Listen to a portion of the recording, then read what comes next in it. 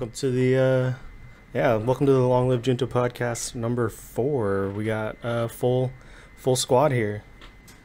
You got NitemareFuel, that would be me. We got Beef right across from me, also with Goichi, and Coach out there in the Midwest having a nice bush latte. We're gonna do our thing where we go over our week. I'll start, I guess. My week was not optimal. I came back from my trip and had a good day off, and then I got hit with something, some kind of stomach bug that just put me on my ass all week, all day, Wednesday, and then just grinding work. And then finally today I got to hang out with you guys. We got some fishing stream up. That was nice. We got kicked out early, so that was good. Yeah, it was okay week. I didn't really like not feeling good. That I usually have a pretty good immune system, and usually what I eat doesn't come back to haunt me that bad. But wow, that was not fun. Shout out to my roommate though. He went out and got me some Pepto-Bismol, and that actually really helped a lot. That helped a lot. So that was my week. It was pretty uneventful. It was short, having not worked 2 days of the week or 2.5 days of the week. But yeah, it was a good week. How about you, Beef? How's your week? Shout out to Pepto-Bismol. Sponsors? Definitely a savior to us all. It's either that or I'm an Alka-Seltzer guy. As I've gotten older, Alka-Seltzer is one of those things where you definitely don't want to drink that. You know, the floaty, the 2 tablets like come up in the water, and you're like, I'm about to drink these suds to death. My week was really good. Ended well, like Nightmare had said. I got to learn briefly from Goichi. I'm sorry, G. Got to learn. I haven't been fishing in God knows how long, and so being able to watch him, and you could see how much he was really dedicated to his craft.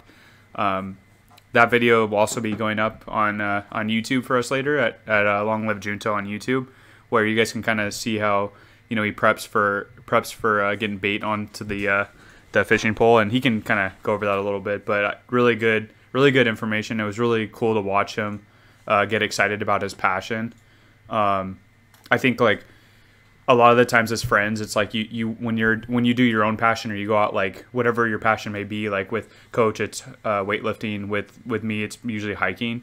But when you get to watch your own friend do their passion, or a loved one do their own passion, and you watch the excitement in their eyes, I think it was really cool. It was cool to watch him today. So as much as it was really hot out, and we sweated a lot, and there was a lot of stuff to carry, and it was very short-lived, but ended well. Work was work.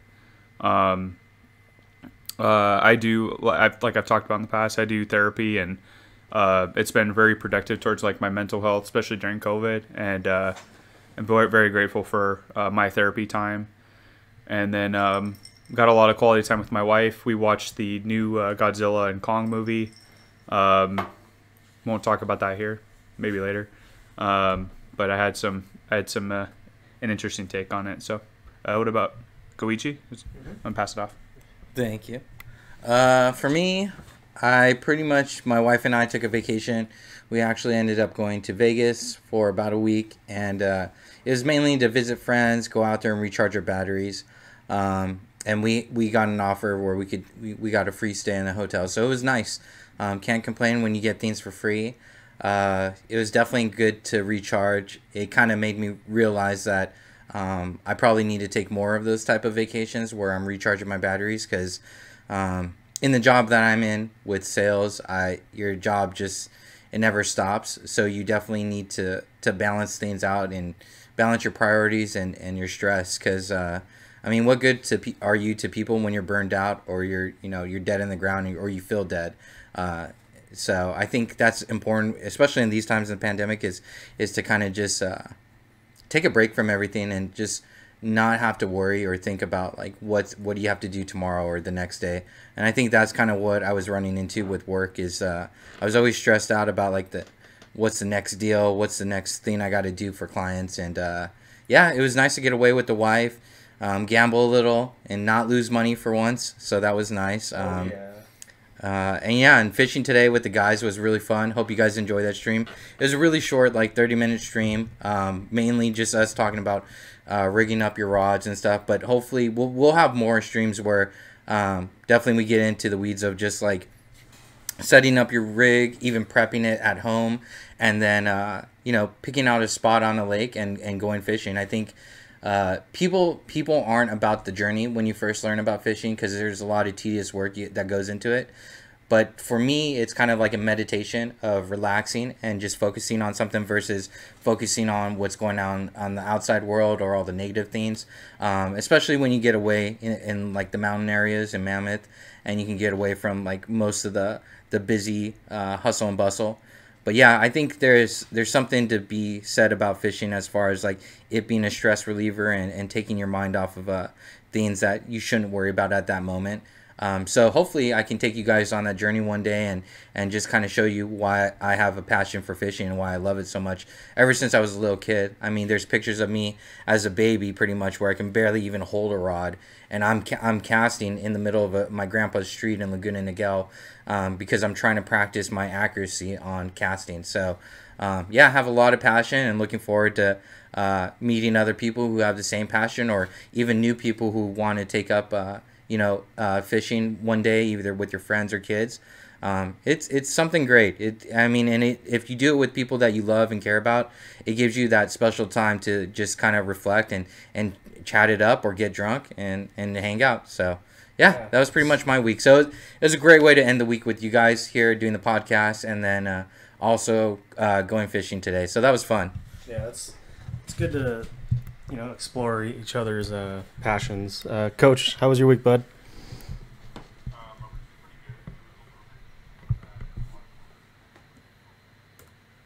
Because of Easter coming up Sunday, the school gives off Thursday, Friday, and then they get Monday off starting next week.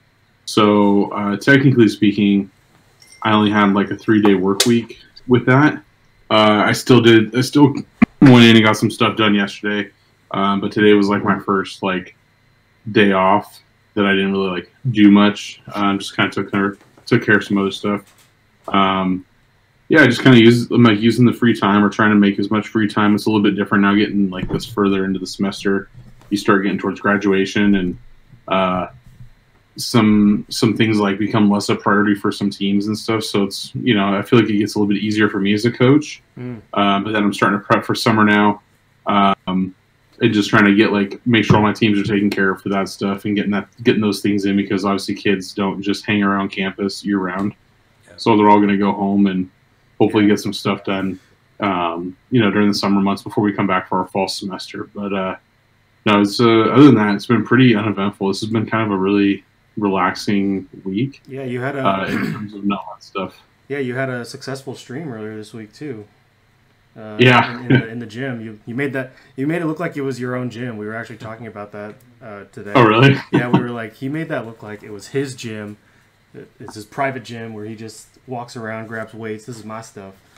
Yeah. Well, it does pay to know where everything is in the gym. Just knocked my own pair of glasses off there. So yeah, I was like, wait a minute. Yeah, I was like, because you played that off so well, I didn't know if that was on your side. Like, I was like, is someone here that I don't know? No, yeah, you totally played that off so well. I'm running a little sweatshop back over here. The kids need to keep quiet. Yeah, so. You gotta get some people to help you out with your streams, and yeah, right. Yeah, my production crew over here is. Yeah, you have a production crew. We just have me. Yeah. But no, other than that, it's been pretty good. The stream was good. It was nice to kind of get back in and do some like lifts for the stream.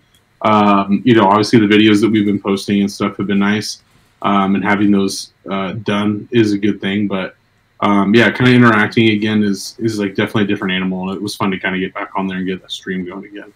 Yeah, for sure. All right, so Good week, everybody. Yeah. So We survived. We definitely survived. So I'm gonna move us towards our Junto question of the week. I've had it up on the Trello board. Hope you guys have been able to take a look at it. But for our listeners, it is our Junto question of the week is: what benefits have you lately received from any man or woman not present?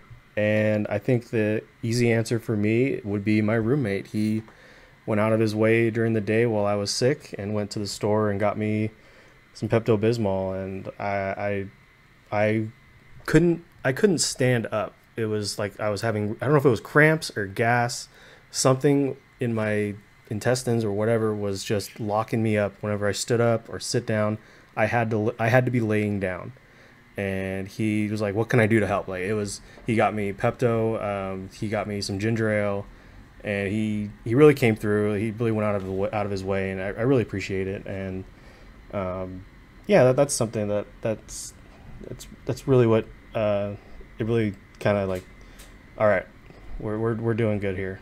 I really appreciated it, and it helped. It by the end of the day, I was ready to. I worked the next day, and yeah, I still have to take a dose every once in a while. So yeah, it really. When you get when you get those acts, especially when you're in a rut with somebody, Mm-hmm. like when you have a friend or a family member or anyone anyone that means something to you, Mm-hmm. is it good enough? Yeah, you're good. I feel like when you feel that unconditional, because that's a very form of unconditional love, Yeah. to show that, especially from a friend. Yeah, it just yeah. reaffirms it. It's like Yeah. yeah, especially when like you are in like not so much a rut when you're like, and not even so much butting heads. It's when you're just maybe not seeing eye to eye, but like they'll still go out of their way for you. Mm-hmm. It just shows that there's something bigger behind whatever is going on at the time. Yeah. So I really appreciated it, and yeah, that was big for me. I'm gonna toss it over to Goichi. How about you? What benefits you lately received from any man not present? Or woman. Or woman, yeah. Well, I think especially for this past week, that award definitely goes out to my wife, who, she's my wingman, my partner in crime, my best friend. And man, when you can mix all those things together in one person and marry them for the rest of your life, it's a pretty good gig to have, because she's easygoing. I mean, we got to really go to Vegas and just relax versus like go out, try and see different things, or go out to multiple casinos. It was more of like, let's just have a nice vacation, relax, eat some good food, gamble here and there, and also visit friends. So we were able to fit in all those different activities, and I think I appreciate that she's so easygoing, and then on top of that, she's just willing to do whatever we're both interested in doing, and it's simple, it's easy. I think sometimes when we're in a relationship, it's difficult because two people can come together or they can have differences, and she makes life easy for me because I know I'm not the easy one in this relationship, so I can appreciate that. And also, she stayed up with me the entire time I was driving, so I can appreciate that. She had a quick power nap, but other than that, she was by my side when I was getting tired and kind of dozing off a little. But yeah, so definitely shout out to her. Oh, and I wanted to say one thing about the Pepto-Bismol thing. Anytime I think about that pink syrup in that bottle, as a kid growing up, I was always traumatized by it. Because, first of all, when I tried it for the first time, it was not good. And I thought it would taste good because... It's pink and... Well, back in the day, Three Ninjas had the first movie of Three Ninjas. There's three guys that invade the house, right? Yeah. And they have the pizza there. They order, like, this big Coke. And the Coke was, like, tampered with. And so he had a stomachache from the kids tampering with his Coke. Okay. And then he brought out the Pepto-Bismol and he just chugged it. I'm like, dude, not only did the pizza look good, not only did the X-Lax of Coke look good, but he actually made that Pepto-Bismol look good. So as a kid, I was like, I was down to try it. They were also stoners. Yeah. Yeah, like they were all... And this was when I was a little kid, okay? So I just thought it all looked good. Yeah. But yeah, it traumatized me for life after that because I was like, he made it look so good on the movie, but in reality, it's really bad. Rocky loves Emily. Yeah, Rocky loves Emily. And his jelly beans. I've never seen this movie, so... Oh, Dude, Three Ninjas is the best. Yeah. And Surf Ninjas. Yeah. Pepto, their marketing is they make it look delicious, and even the form of letters is like playful. Yeah, it's playful. It's might as well be Comic Sans, but I have to say that I love Pepto-Bismol for the record. I love the taste of it. You love that peppermint? Yeah, I do not. I don't know. There's something I could gulp the whole bottle down if it was given to me. Oh, it's gaggy. Yeah. Well, that might be a new segment. Also, what do you like that's disgusting? But yeah, Jen's. Oh darn it! Sorry. It's okay. Your wife's a good woman, and I've only had limited experience with her, but the way you talk about her, she's a really good one, and you gotta recognize them when you have a good one, man. Yeah. Otherwise, they'll go away. Oh man! All right, Beef. What do you got for us? Junto question. Do you need to hear it again, or you good? Yeah, if you can feed it to me one more time. What benefits have you lately received from any man or woman not present? So I'd mentioned about therapy, like my therapy. You pay a therapist, so I always I've kind of felt conflicted saying this, but it doesn't say you couldn't have paid them. Yeah, pay for a lot of services, like good or bad. That's for another stream. Yeah, our last one. Remember? Yeah. I will not continue down this road in order to save face, I guess. So time with my therapist. I've gone to therapy throughout my life and different parts of my life, and I've had many different therapists, good and bad at times. But this specific one that I'm at right now, she's really been able to push a lot of areas that I've not been comfortable talking about. And these guys probably are like confused. We're not confused, but it's surprising because usually I can talk about almost everything. So for her to even find that those areas where it's troubling, where I'm almost like crying, releasing like all this built up guilt or pressure that I've constantly felt for so long, I think like is something that like I almost dread, to be honest with you, I dread going to it now because I'm like, it's in the middle of a Thursday and I'm like, man, I don't want to do this. But man, how that benefits me is like, I look at myself, I've been looking at myself a lot and focusing on like that guilt and trying to, with friends and family and everything. And the other part is just self-reflection of my negativity in my mind.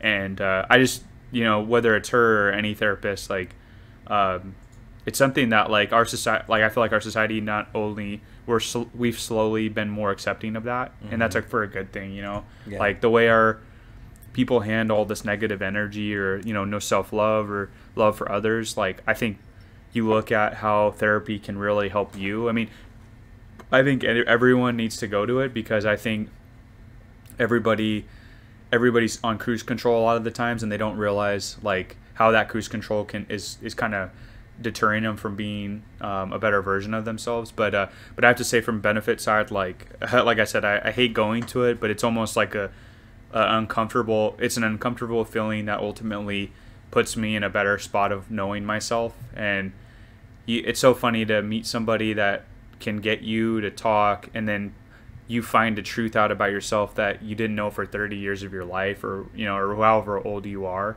I think that blows my mind every time I'm with her. I'm like, whoa, like you got me to talk about something I didn't in 30 years I never knew about myself. And irony is maybe my friends and family knew or somebody else did, but shout out to therapy and I guess Goichi mentioned earlier meditation with fishing and how hobbies are for some people. So like some people find it in that way. You got your own mental therapy in your own way, but in terms of benefiting, man, I shout out to my therapist. Don't want to say her name, but they're professionals for a reason, and that's a big thing. And I feel like you're predisposed to really getting the most out of something like therapy, because growing up you would be really into working out your body and going through that pain but you'd know in the future it's benefiting you, and that's basically what it is for your mind and your soul.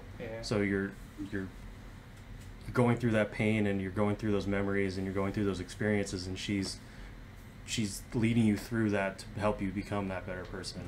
So that, I feel like that's great. I love seeing your self-improvement and just you recognizing I can improve here and I can go through that pain and make myself a better person. Like, I really love that you do that, and it makes me feel really good Thanks, man. to whenever you talk about it. Thanks.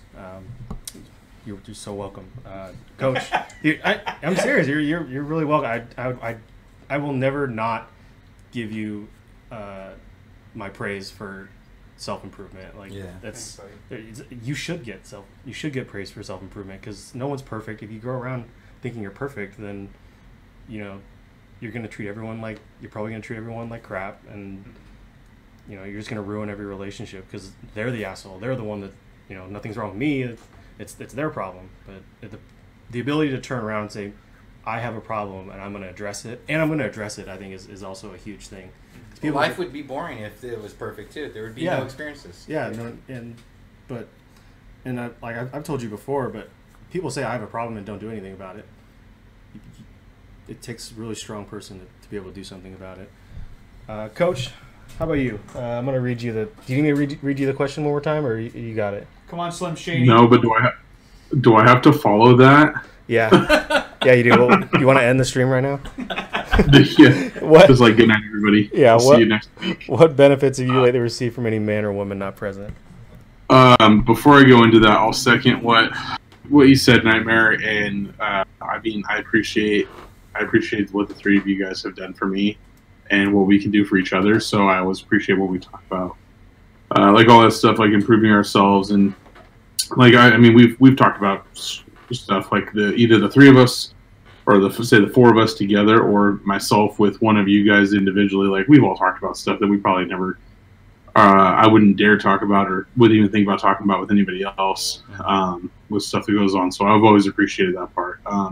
Mine, I'm actually going to reach back a little bit in time for mine. I don't know.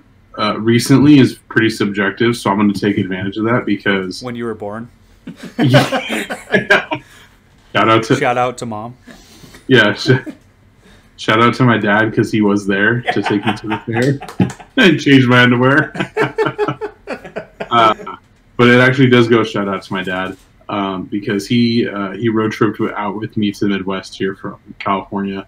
And as I was trying to get my bearings on one, having been in a car with him for the two of us were in the car together for 15 plus hours, 2 days in a row, and we went across 2 time zones, and then it was chilly and kind of almost like icy and snowy out here when we got here. But I went to work for a few days when we first got here, just to kind of like meet my boss. Kind of get a lowdown on the school, sign some paperwork, get my picture taken, get my keys and all that other crap. And the man didn't have to do anything that he did, but he helped, prep my room when we got here, like cleaned a bunch of stuff, fixed something on the dryer, was running to the store and getting things for me while I was at school all day. And he had like nothing to do except for like this stuff that he wanted to. Did a whole bunch of stuff for me that he didn't have to do. But that's just the type of guy that he is, and I'm forever grateful that that my dad is who he is, because I think I got a lot of that from him. Like he and I both like to fix things, and we would rather do it ourselves than call somebody if we don't have to. And it shows definitely when we got to like packing for to go camping and stuff.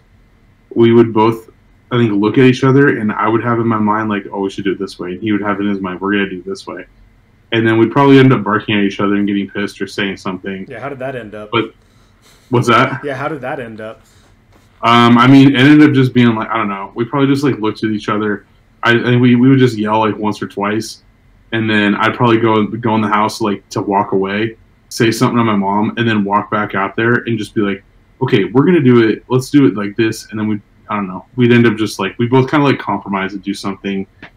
Most of the time we just ended up doing it his way since it was his car anyway. But that sounds like a dad. Yeah. There we go. There but I definitely got that. I definitely got my like packing and my restructuring abilities from him. After doing that for many years, I'm like, I fit Christmas packing or Christmas packing and wrapping. Yeah. I fit a whole bunch of crap in my car that's not all that big. Becomes like heading Tetris, out here. Right? What's that? It's like Tetris. Oh, it's for sure Tetris. Like I fit like 5 dudes worth of crap in the back of my CRV, going to a bachelor party for a day, and I was just like, I don't know how I put a bunch of beer and coolers and all this crap for 5 dudes in my car, and then fit four other guys in my car. But no, a shout out goes to my dad. My stuff goes to my dad because he, when when I went home for spring break, and I was hanging out with you guys, and we came back out here. My dad was he kind of looked me dead in the eye and said goodbye to me at the airport, and then slipped me a little bit of cashola. Yeah. So that's a little extra gift from him. But yeah, his acts of service definitely is something that like I received that I didn't deserve. So. Well, maybe you do deserve it. I think you deserve it. I told him he didn't have to do it, and the man waited till I went to work and dropped me off, and then went and did this shit anyway. So. It's a good dad. He is. All right, yeah. So we're gonna move on. That was a good segment right there. You know, Junto question. If you have an answer to that, definitely leave it in the comments or in the stream chat. Next segment I have for us, we're gonna go Hear Me Out. Now, Hear Me Out is gonna be a segment about bold predictions, bold statements, and we're gonna explain it a little bit. I'm gonna go first again. I'm just gonna introduce the segment. I'm going sports. I think the Steelers are headed for a massive fall down into a ravine of losing, and a lot of fan bases. A lot of fan bases are kind of split. You have the like blind faith fans that like every year is their year, and then you have the fans that are like every year sucks. This is terrible. Nothing good's gonna happen. I feel like as a fan, I'm pretty objective, where I can be like, I think we're doing well. I think we can go to this point, but I think that in the next few years, the Steelers are just gonna pretty much just start tanking. It's gonna start with Big Ben retiring. We're gonna be in the quarterback search. Our defense is gonna dissipate. They're gonna get old. They're gonna get expensive. We're not gonna be able to keep anybody. And the reason I think that is so Big Ben's retiring. We've got expensive contracts coming up. Definitely the division is getting I think it's one of the tougher divisions in football, AFC North. You got Lamar Jackson with the Ravens.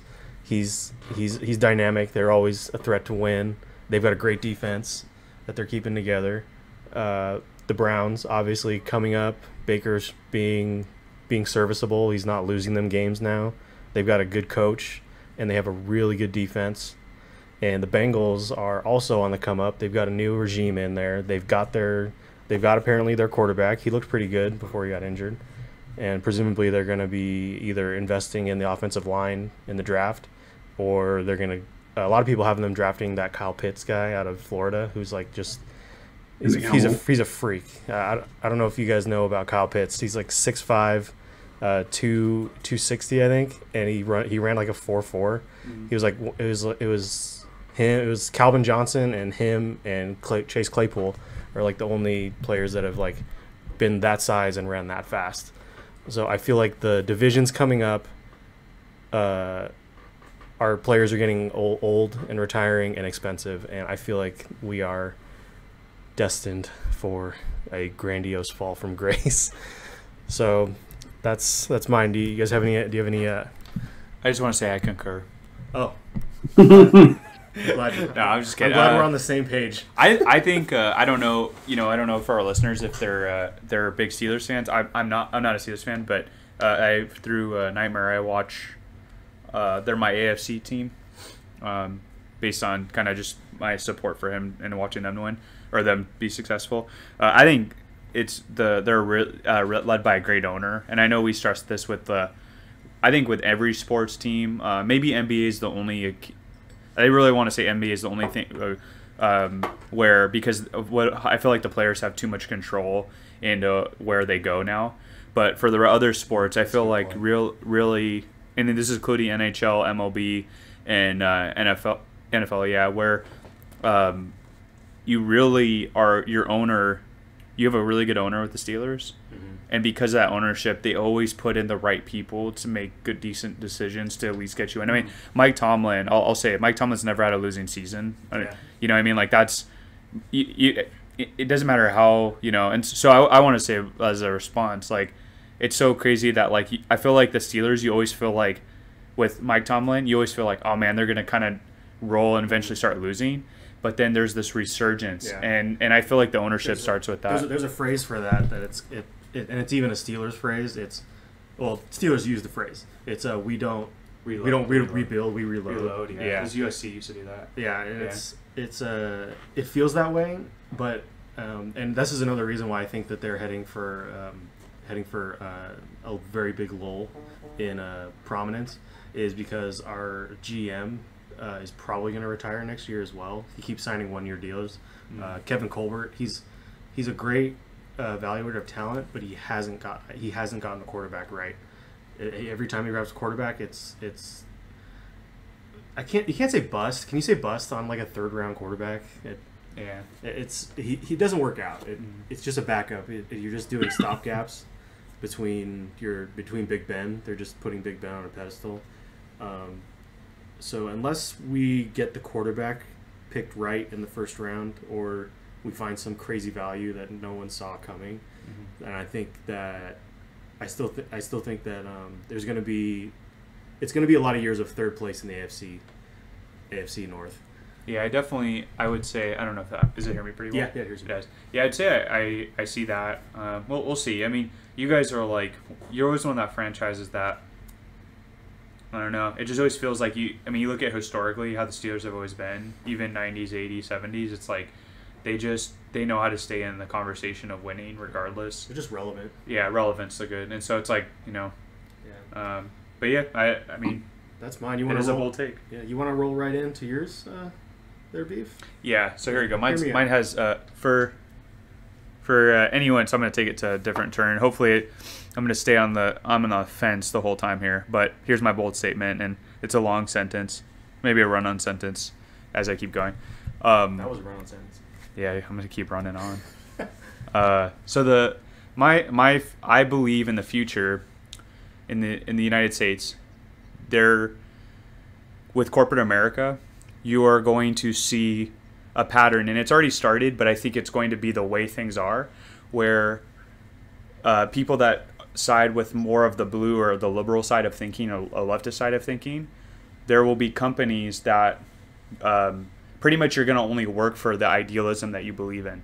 And I think it's already kind of leading towards that, but I think you're going to see it where people are going to align with the corporate side of America, because people always want to say corporate America is one way or another, or it's more capitalistic, and it's not true. You're starting to see these two trends. So I think with you can even go as far as saying states will start aligning with.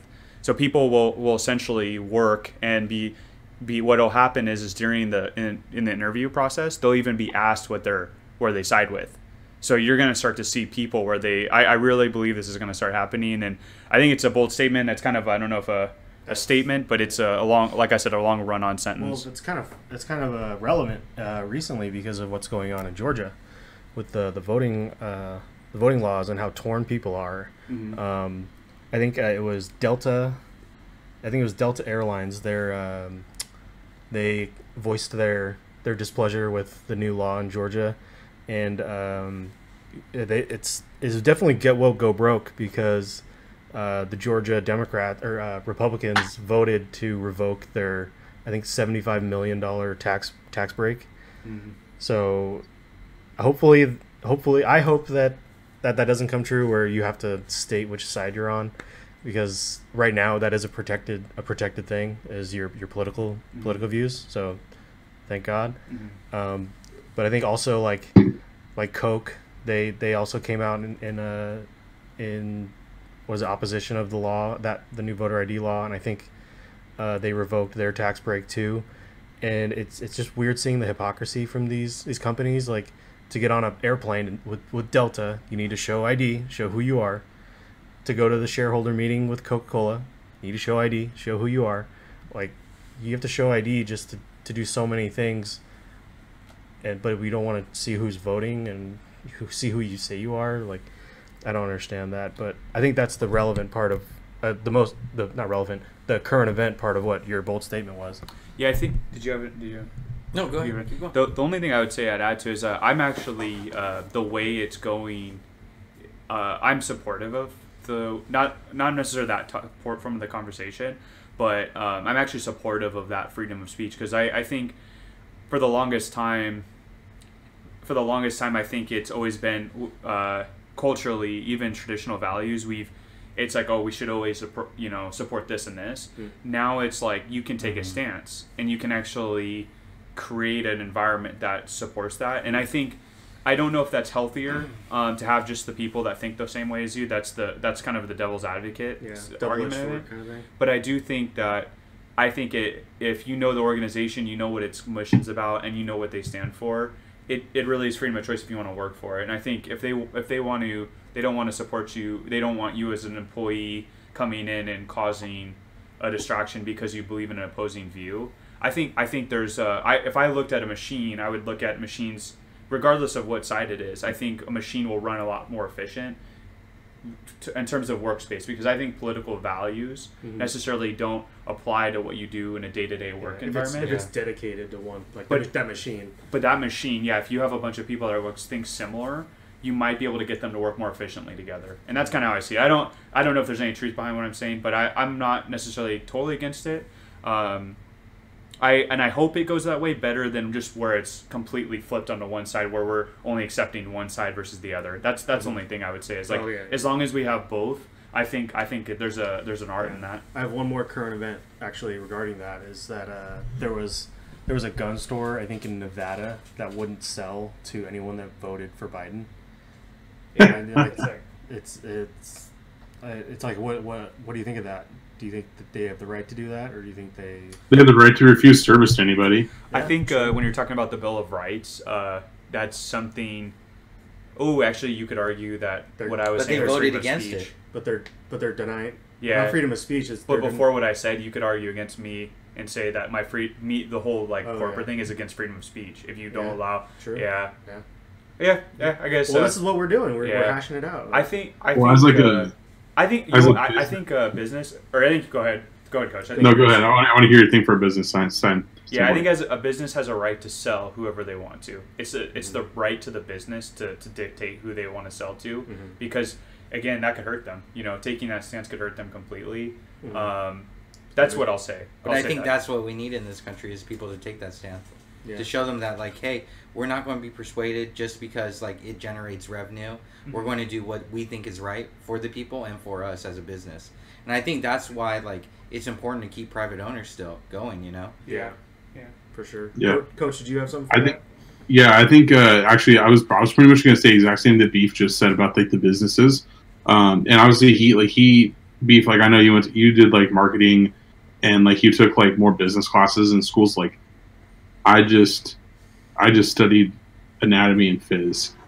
So I don't know like business ethics and stuff like that. Before you keep going, I want to say that doesn't matter to anyone, because there are people that have made millions and billions of dollars and they didn't have one business degree. So I want to say that your voice is credible, and I want you to fly like a bird right now in this college dropout right here. Yeah. I'm sorry. Because the cool thing about business is it doesn't matter what degree you have. It doesn't matter. That's a piece of toilet paper. Essentially, hard knocks will teach you life. So I just want to note that. So that's important for you. So your knowledge is power, and your research is power. Yeah. So whatever you think is important. Asian parents are not always right. The one thing I thought about was like strictly from like the aspect of like business practices, or like business. I don't know if you ever took anything like in business law or like rules and regulations or anything, but like definitely like I'm not like up to code or on stuff, other than the fact to know that like a lot of businesses have signs that are posted somewhere, like generally right to refuse service to anybody, which nowadays I think you see a lot less of. Like I mean, if you really want to take it back to like mask. Yeah. Well, okay, so that's actually something that's pretty applicable here right now, because for me being in the Midwest, like I'm in Iowa, like there is so many less restrictions / places that are independently owned out here versus corporate. And I noticed it back in California before I left was, and it's still that way. A lot of corporate places, they have to adhere by a certain set of rules, because if one store gets caught, it's not just that location, it's the entire company that gets screwed over. Whereas, Joe Blow that owns his own bar basically makes his own rules. Like, there was plenty of bars in California during the height of all of this, when it first started, that were like basically operating as speakeasies, and like people were still coming in. And like, I've heard stories from people that are like, oh, well, like, we literally just came to drink, and then when people would come get takeout from them, we just had to pick up a rag and put a mask on and act like we were cleaning the place. And then as soon as that person left with like their pizza or their Chinese takeout or whatever the hell they got, they're like, oh, screw it. They just like pulled their bar stool back up and sat at the bar and like drank as regulars. So it's like, it is, I mean, everyone, they have a right to refuse service to anybody. Unfortunately, I think it is in the day and age where it's like, the gun store is probably going to be able to get away with it, because everyone that voted for Trump, or everyone that's a conservative and voted for Trump, is going to be like, hell yeah, I'm going to go to that place, because they're really sticking it to all the Biden supporters, and because it's like, you voted for him, this is what you get, the rambling old man thing. And they're going to like support that business. Just like if there was a business, whether it's corporate or not, that said, we're going to try and limit our stuff to like Trump supporters, there's going to be a whole bunch of people that hate Trump. They'll be like, well, I'm going to give them my business because they are socialist, left, whatever you want to say. They're anti-Trump, like all this stuff. So they're going to go to that business. I think it's one of those things though, where it's very, I don't know. I'm kind of torn as well too, because like, there's a part of me that says like, for in the workplace, when you're applying for a job, or if you're going to use the products of a certain business, it's like, I'd rather get a good quality product from somewhere. Like maybe even if I go to a company that is like more democratic supporting, or is more conservative supporting, depending on which way you sway, then it's like, I'd rather go someplace where I'm going to get a good product, or like, if it's a family friend and helping their business out or something like that.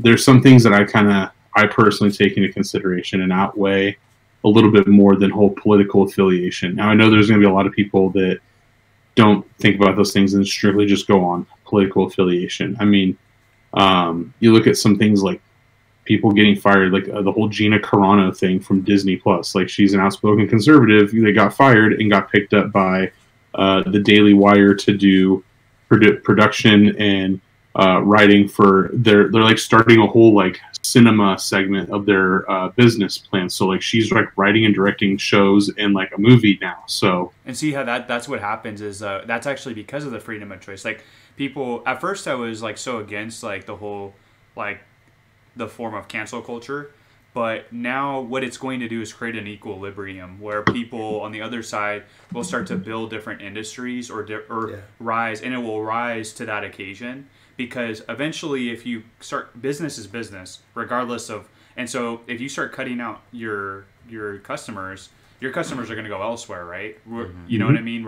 And so like you'll eventually find those quality products, to go back to your point of, or that favoritism. And I used to be so against like the whole cancel thing, but then ironically, cancel culture is a form of freedom of choice. So it's like, it's this paradox in my mind, like. Your choice is, you're making a choice to not support that and vocalize that in freedom of speech, ironically, right? So it's like it's working against itself. Like, it's such an interesting, to me, it's a paradox where like the First Amendment, it is the First Amendment to be part of the cancel culture. It really is. Like, we, you know what I mean? They have just as much of a right to cancel us out, as long as it's not infringing on our rights, or our privacy, or anything that's God related. So I always feel like so it's, but to go to that, Gina, like to your point, Coach, like I feel like that's what's cool about it. It's like, because all that's happening, you're going to get the rise of something else, to it. And I think that's kind of a cool thing. It makes the world like, where it's going to make the United States, like going on the bold statement, it's going to make the United States a very interesting place to live in. Definitely the next couple. very, what is it? Was it bipedal? No, not bipedal.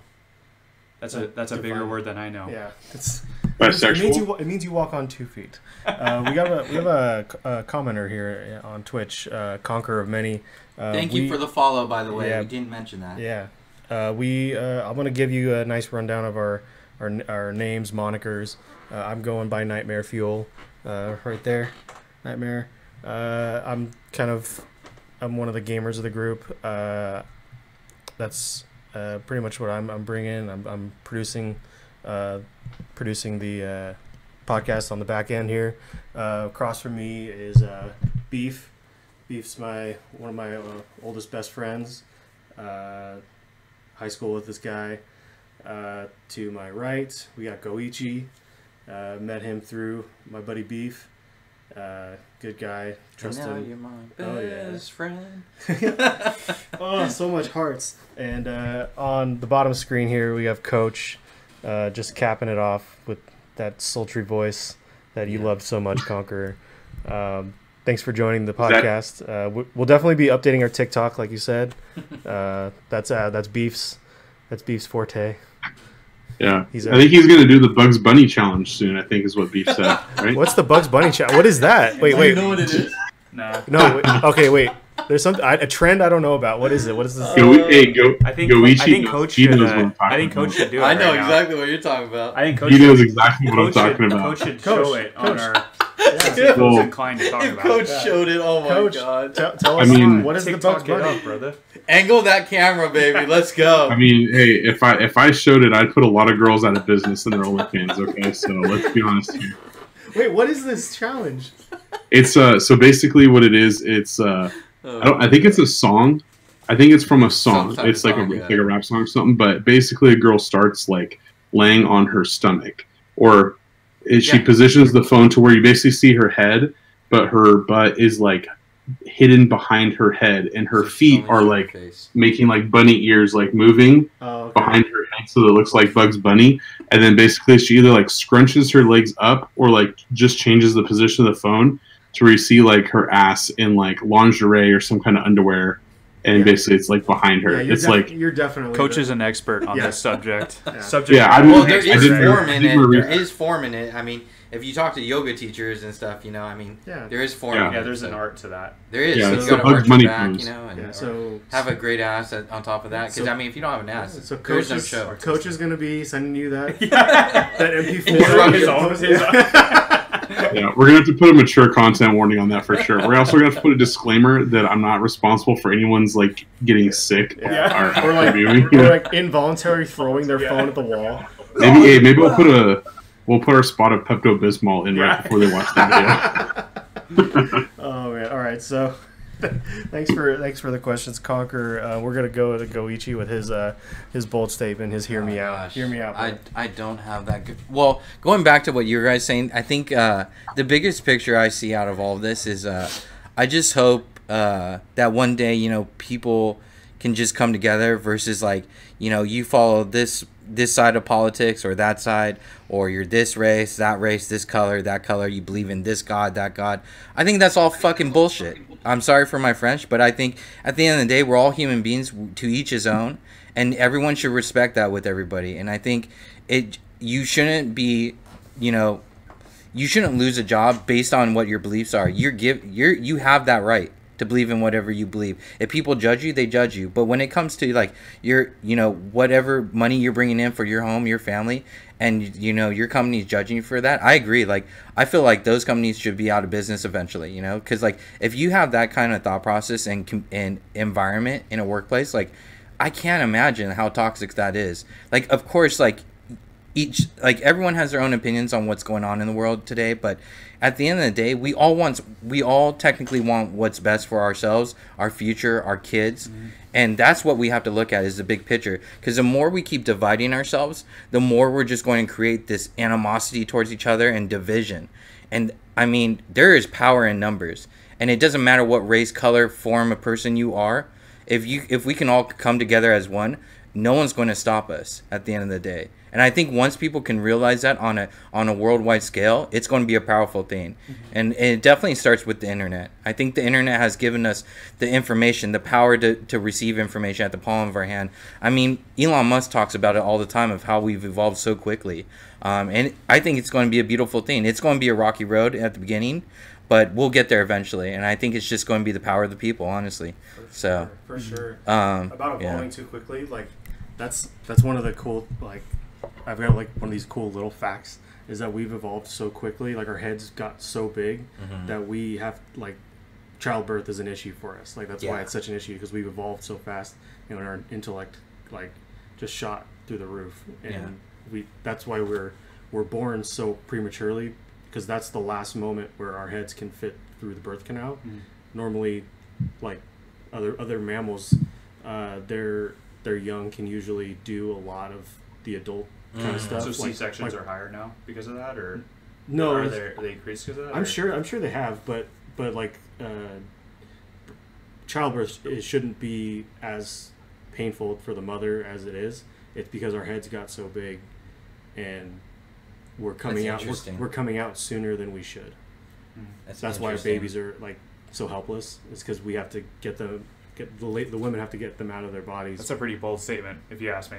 No, that's scientifically that's true. Science? That's science. Oh man. It's definitely not proven that if Asian babies have big heads, they're a lot smarter, because I have a big freaking head, and trust me, I didn't get any of those Asian genes. Hard knocks, baby. Yeah, Coach, what do you got for us? Give me something spicy. Something not as spicy as women need to get babies out of themselves. Yeah. So mine actually goes back to the topic that you started with the whole sports thing. We after one, we're on day two or day two of the baseball season. So my bold prediction. Who is we for you? Who is we for you? Say it. Society. Yeah. The Angels and the Anaheim Angels. The Los Angeles Angels of Anaheim is a bullshit name. Wait, that's a thing. So yeah, it's been for like that for 20 years, I think. LA Angels, but not LA Anaheim Angels. They're LA Angels. We're 1-0. Yeah, we're 1-0. So we're going to the World Series this year. That's my bold statement. 1-0, top of the AL West. Yeah, we're on pace to be undefeated on the season, so we're going to the World Series. Stupid Dodgers lost to the Rockies. I do think the Angels finally have a rotation they can start being proud of. That's also I think that's why the Angels have. It's been so long since they've had at least like anything in the rotation. Yeah. You but know? their mound it's like it's exciting. I'll say that their mound is cursed. Their mound. I've heard this. Yeah, our mound has got like some Indian bones buried below. Like we angered someone's like gods. Like Disney put a Cleveland spell on it before they started Anaheim the company. altogether, because I'll tell you, the Anaheim Ducks aren't having much luck either, man. I think it's that Joe whole Boo. area. Joe Boo put a curse Joe on our Boo. man. Yeah. Get him some rum. Don't drink That Joe Joe Boo's Boo. rum. Yeah. Oh my God. Are you saying Jesus Christ? Was your Can't bold hit a statement curveball? really you're going to win the World Series? Is that it? Yeah. No, that's Oh my bold my statement. Lord, We're we're gonna going win. to- man, we will set that this is way halfway too through bold. the season You need to where they're in last place again, behind the Astros. I don't even watch baseball, but good luck, buddy. We'll just put it up on the TV of you just saying that. Yeah, that honestly is a TikTok video on its own. Just Oh like my we God. just Hey, sort of- mark my words. If this Hold on, happens, wait. This is being recorded, Where's a pen? Where's a pen? Yeah. I'm marking these words. Here. Why don't you put some money on if it, they go buddy? to the World Series this year, I think we should send Coach to the World Series for a game. Oh yeah, I agree. Oh man! At that point, we're all going with you, buddy. Yeah, really. Yeah. If you put that ticket down in Vegas, the Angels will go to the World Series. You could probably pay. Hey, they got plus pay 4,000 odds. I might actually make a bet on that. Yeah. Why not? Oh my God, that's great. I think it's a good time to take a break. Go to the restroom. We'll be go to the potty. Yeah, go potty. Walk the dog. Go potty. Drop some kids off at the pool. We're back. This was used. We are going to move right along to our next segment. I have always wanted to really hear Beef's take on this. Beef, I'm going to say, what is the best way to have a conversation with a stranger and just icebreakers. I've noticed that you are very easily to talk to a new person you ever see on a hike, at a ball game. I kind of admire just like how you can just go into having a conversation with someone, and yeah, I want to talk. I want to know about that. Like, give us what you think. So we're talking just it could be it's not to hit on, right? No, just to clarify. Okay, so this is just to talk to Maybe people. your world. Yeah. You're on a bus. You're on a hike. It's just this person that's a part of your life for the next 15 minutes. I think a lot of it I'll contribute to my dad's ability. He, as my father was always like that with. I think like growing up as the way I'll say kind of where it comes from and then like how I approach it. But a lot of it's from my father, and I'd watch him. He was always good at like making people, a person's not talking or kind of like alone out there. He'd always be good at talking to them and drawing up conversations. And a lot of it is like this way of being vulnerable in a way where you're able to kind of like talk about yourself off the bat. But for me, when I was growing up, I always felt like the oddball out. I think a lot of us in our group felt that way through high school, grade school. I always felt like a black sheep in everything I did. Like even in sports, like I always felt like there's something weird about me, and I want to bring that all up because why that matters to when I approach talking to people is that I feel like a lot of the times you genuinely just want to belong to one another. So like, if that's everybody's like, I think goal is like, they want to be part of something. And, I look at sports or I look at things that you always want to be included or get that feeling, whether you really admit it or not. I think that's why most people kind of go the direction of falling in line or agreeing with others. Yeah. It's because they just want to feel like they're part of something. So why that's important for me is when I was growing up, I'd feel alone. And I hated that feeling when like people didn't want to talk to me or, make me feel special. Mm-hmm. And so when I see people walking or they're by themselves or, it's one of those things where I feel like when I'm connecting with them, I feel like in that moment, whether I'm making their day or they actually feel like that randomness could actually have an impact into their happiness in a way where they feel included. So that's kind of the way I think when I'm talking to people, because I think that's a big thing is before I even ice break, it's more about that's my motive. And I think that's a really bigger thing is every time I talk to a stranger, I talk to them, and sometimes it sucks for my friends and family because it impacts because I don't give them that time. And my you can kind of, so how I ice break or how I take that approach is, and Garrett's really good at doing stuff like this too, is it's just simple. It's like, you start with how you're doing. And it's like, most people will tell you fine or they won't tell you anything. They'll say okay or good or whatever. It's always the same answer.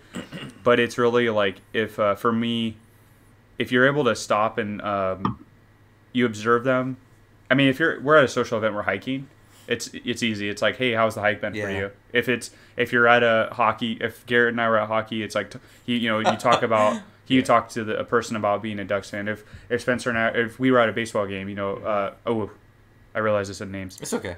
If Coach and I were at a baseball game, it'd be the same thing. So I think for me, it's relating, and then eventually they say an answer. And I think a big thing, and I want to bring this to my dad because he actually talked to me recently about this, very recent, where I try to listen to what the person says and then keep going. And I think that breaks the ice. So it's a lot of how you doing, they respond, and then it's like, how if we're in a hike or whatever, it's like, hi, how's the hike? Like, tell me about how you felt about it. And then from there, it's like you start responding, and it's like, hey, have you ever done any other hikes? And if you keep asking people, I think the best icebreaker is people, if you can get a person, I think a lot of people for the most part will stay quiet and they won't say anything. But if you can keep asking them questions, I don't know what makes them feel more uncomfortable is them not answering it. And then so they just feel compelled, and then eventually after a while they'll talk. And like that doesn't work on everyone. I mean, I've had a lot of swing and misses where people don't. Yeah, I always feel so like I always feel like I'll try and ask questions, and then like they never go anywhere with the conversation. and I always feel guilty, like, or like I failed at the conversation because I'm just like inundating them with questions. Do you have any like go-tos that almost always create some sort of conversation? Well, I'll say. Yeah, I actually do want to know because you're also, Well, good salesman. Staying on beef, I wanted to say something from my past experience. Like when we went to a hockey game one time, we ate food and then he wanted dessert after. I'm not a sweets guy, I'm more savory, but he ended up getting like a cookie dough pizza pretty much with all like the toppings on it, all the sweet toppings, and I think he had like one slice maybe. Oh, yeah, and he was full. Yeah. And then as soon as he was full, he pretty much asked everyone around us if anyone wanted it. And that's the thing that's unique about him is like I was just raised differently in a culture like than him, as far as like I'm a bit more conservative when it comes to like sharing food or offering things out to people openly. I'm free spirited in talking, but when I think that's the unique and great thing about beef is like he has no fear. And in a sense, he has no shame. Like he doesn't care what others think about him. So if he feels like he has, a free cookie dough pizza, in his eyes, he's like, I would want someone to offer me that because I would totally take them up on that offer. So he did. And, the first guys that were next to us shut him down. But then there was like a couple next to us. They totally took him up on his offer. And then like we had a great time. Like we watched the game somewhat, but we had more. I think I had a better experience and time with him because of the people around us that were engaged and just having a good time. And then we were talking hockey, we were talking about the food. And I think that's the biggest thing too, is like he doesn't have that fear to be judged. He just is who he is. And that's really what I love about beef is like he understands what he needs to work on as well, but at the same time, he doesn't let that hold him back from like who he just wants to be organically. And I think that's what makes people special, is like when you don't let other people stereotype or try and judge you for who you are, just be who you are and you surround yourself around people who accept you for that. And if you can do that with a woman, or a man, whatever, you can make it a long way in that relationship if they can just accept you for who you are. And no one's perfect, and that's all about compromise and communication. But for me, like approaching people and having conversations, I really feed off of energy and positivity. And I think that's what gravitates people to just talk to me openly. When we were at Vegas, I had people engaged with me, especially when I'm at a poker table. I'm playing Texas Hold'em. I like chatting it up. I laugh at everything. I don't think probably everything's funny, but I think that's just my natural reaction to some things is to laugh.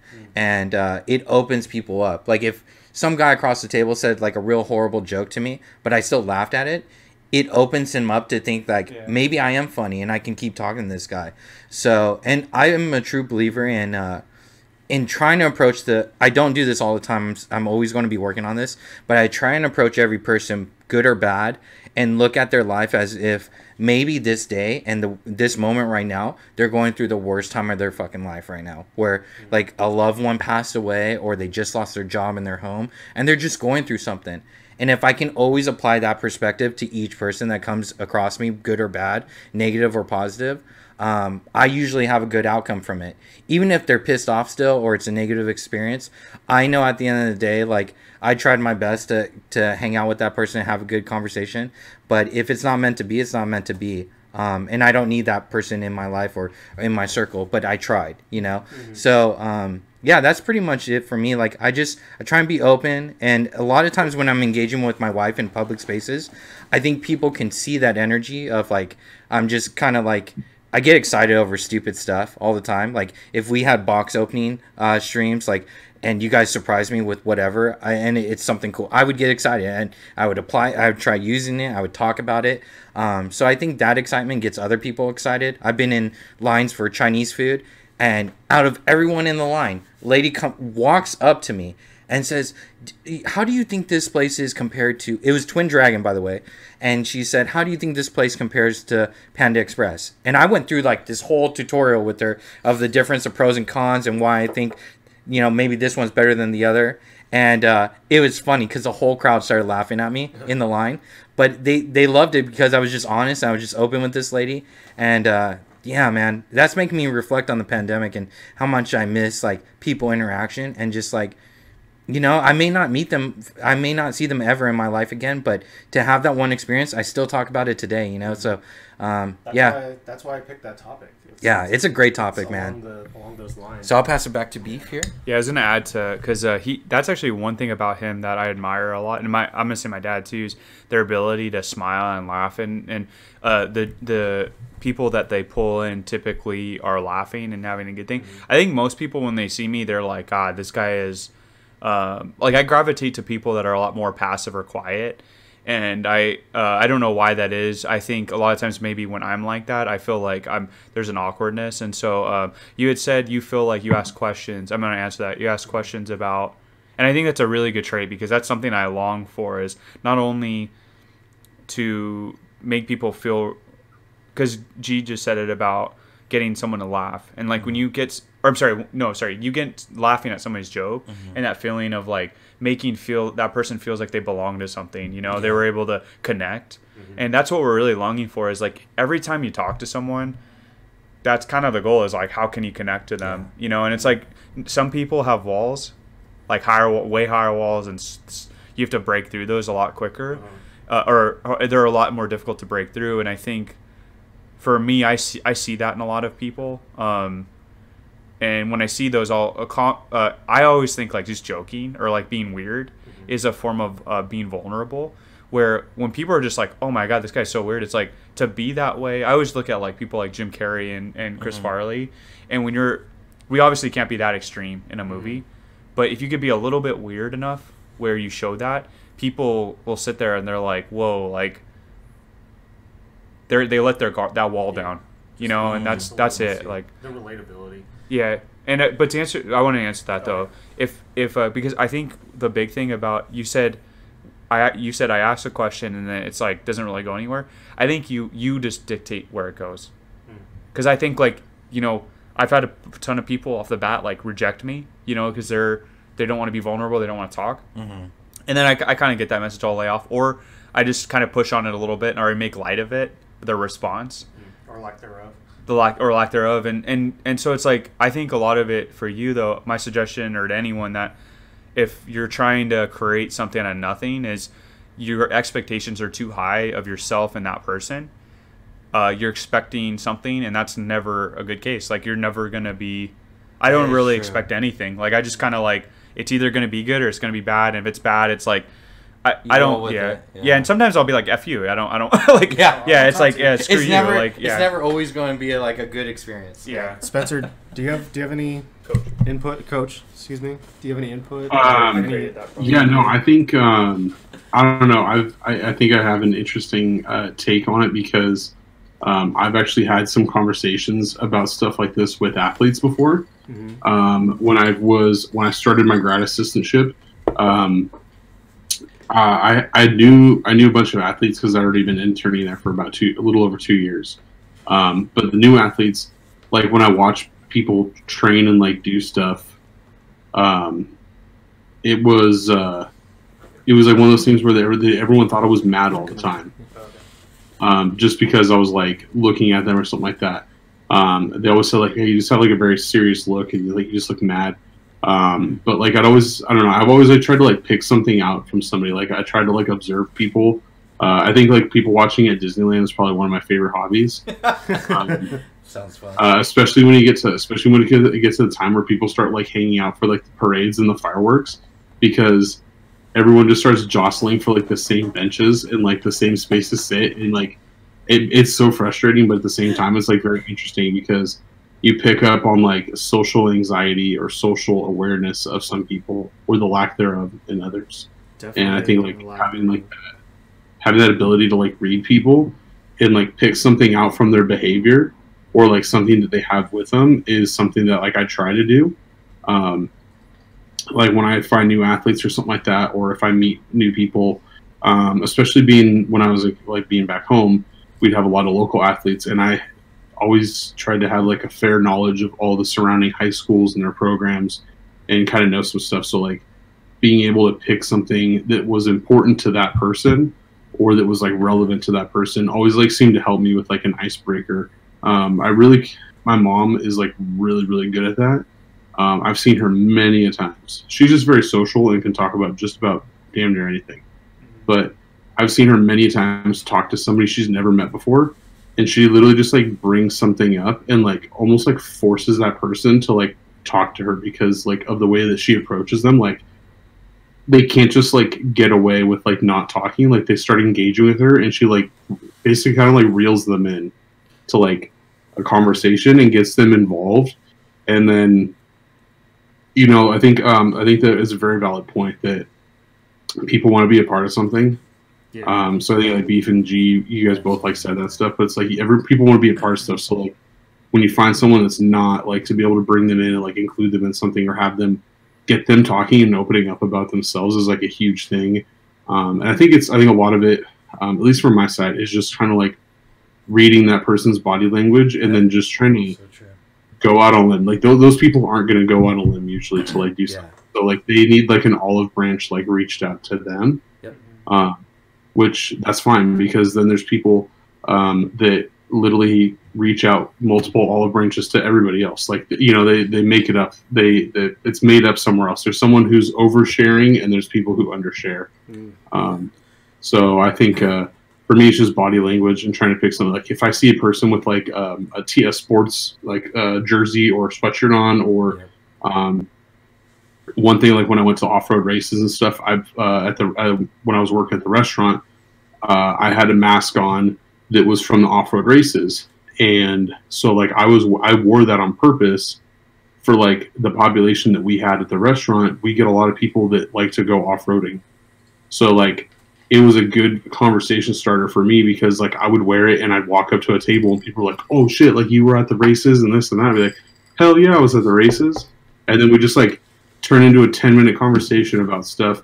And all of a sudden, like the next hour and a half, 2 hours, however long that table was there, like those people were like the most laid back, very open, talking, like understanding if anything went wrong with people. It was just a much better experience for myself, all because like I was able to pick something that was kind of common. Yeah. So I think, G, did you have something to add to that? Because I totally Coach made a great point about body language, because especially in sales, that's what it's all about. But I think the other thing too is like eye contact. Like for today, for example, right, when we were out fishing and streaming, there's two gentlemen that were walking past us, and I noticed that they didn't walk around us. They kind of walked in between us as we were fishing from the shoreline, and we had our bait and tackle on the bench. They walked in between us. So what I did is I turned around, made eye contact with one of them, and I realized, okay, that's my chance to at least ask them how fishing was. And it turned into this quick conversation, right? But the guy actually went out of his way to tell us, like, they didn't catch any fish,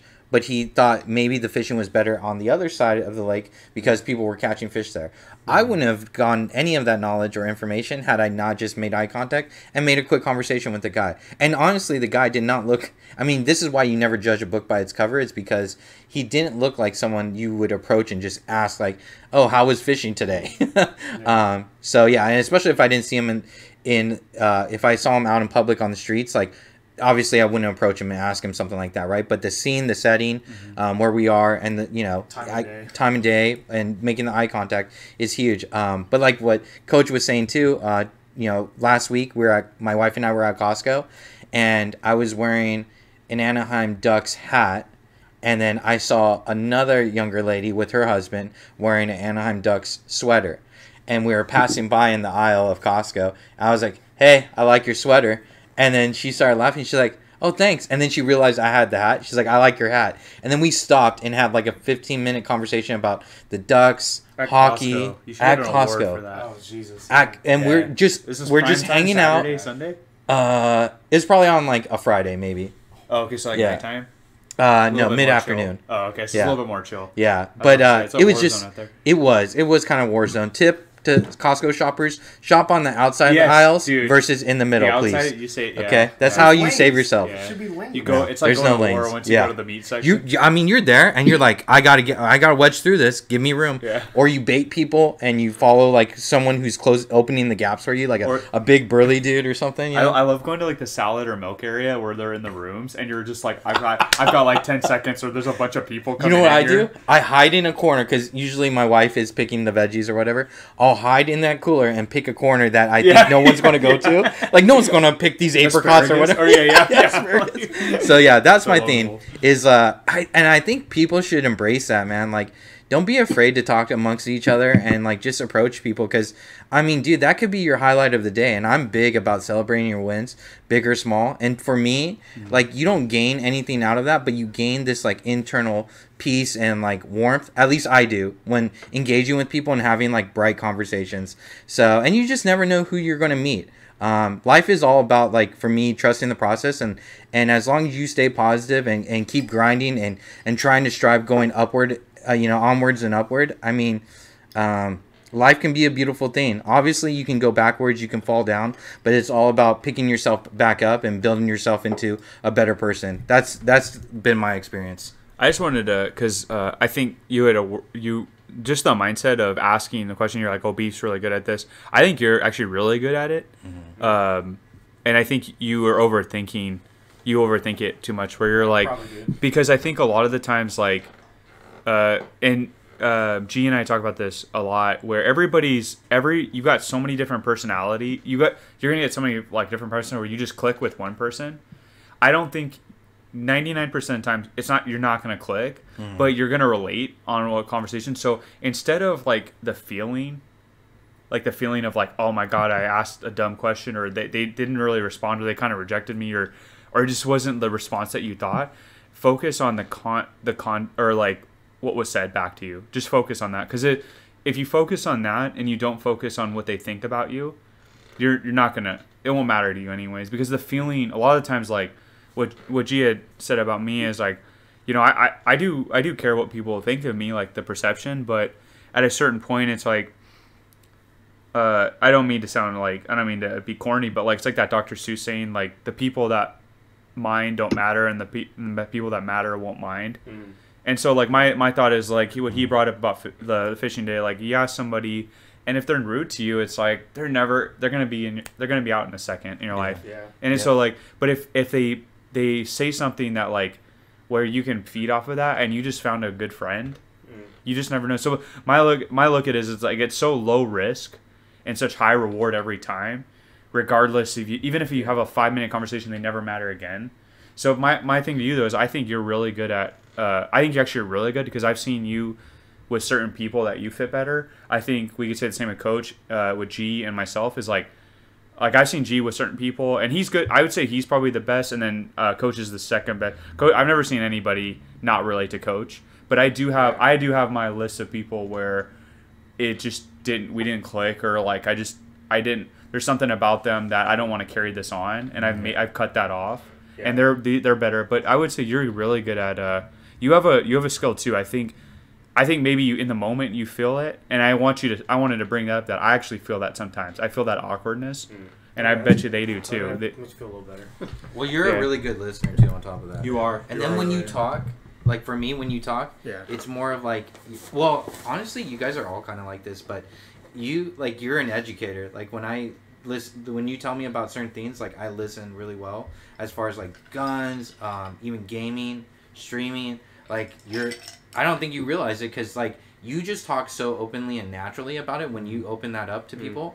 Like, dude, you educate. So maybe people aren't responding back to you in a sense, but they could just be listening, because what you have to say is like really important, at least as far as like whatever that topic is. I hope you relate to certain people. Like, there's also certain people that like there are times when I'm like, I could carry this conversation for a while, but you could keep it going for a long more time. And I've just noticed that in certain settings. I noticed this with him too, and with coaches as well. It just depends on. I think it just depends on the personality of that person. But I don't think you give yourself enough credit on your mindset in that moment. I think everybody feels that awkwardness, that initial awkwardness. It's how you approach it. So to answer your icebreaker, my strategy is focus on the person, what they say. If we're in a kind of a group setting, or like a couple people, I try to, if I'm with like a person that isn't talking, like if I have a friend like you, or another friend that we have that I feel like you've done that for me, like at a work event. I'll make a joke. I'll start like almost using myself as a joke, or like I'll say something self-deprecating a little bit. I don't know if it's self-deprecating. I will try to like. Well, I'm just asking. Yeah, I wouldn't say self-deprecating is the approach. It's more of At your I expense. say something weird where I know it's gonna be like, what the heck did he just say? Like, what did that guy just say? And then from there, people kind of chime in, and then we're at a point where we can start talking. You know, because once people, because like whether your facial expressions show everything about you. Like they said, G said eye contact, and that's so true. Because once they're just like, what the heck did that guy just say? But the thing is, what I've noticed is that's like me doing that has literally. I've had so many experiences where like people just walk away from me, and so like, but I'm like, they told me everything I needed to know about them when I walked away. It's like I don't ever want to know them again because they didn't. If they didn't know me at the weirdest part of me, they're gonna know me at the best part of me. You know, and which is even weirder. Yeah, exactly. That's a good. That's a big rabbit hole there. Yeah, it's kind of to go. If off only of those that. people. If only those people what, Coach? If one of those people would have seen some outfits that Beef has rolled out with over the years, Oh, I have going to dinner, going on hikes, going to the gym, they're missing out on a lot. called out. What is this? Yeah. They're missing out on a lot. Yeah. Those people, like I'm those having to people, are bring this missing up out in on my so much.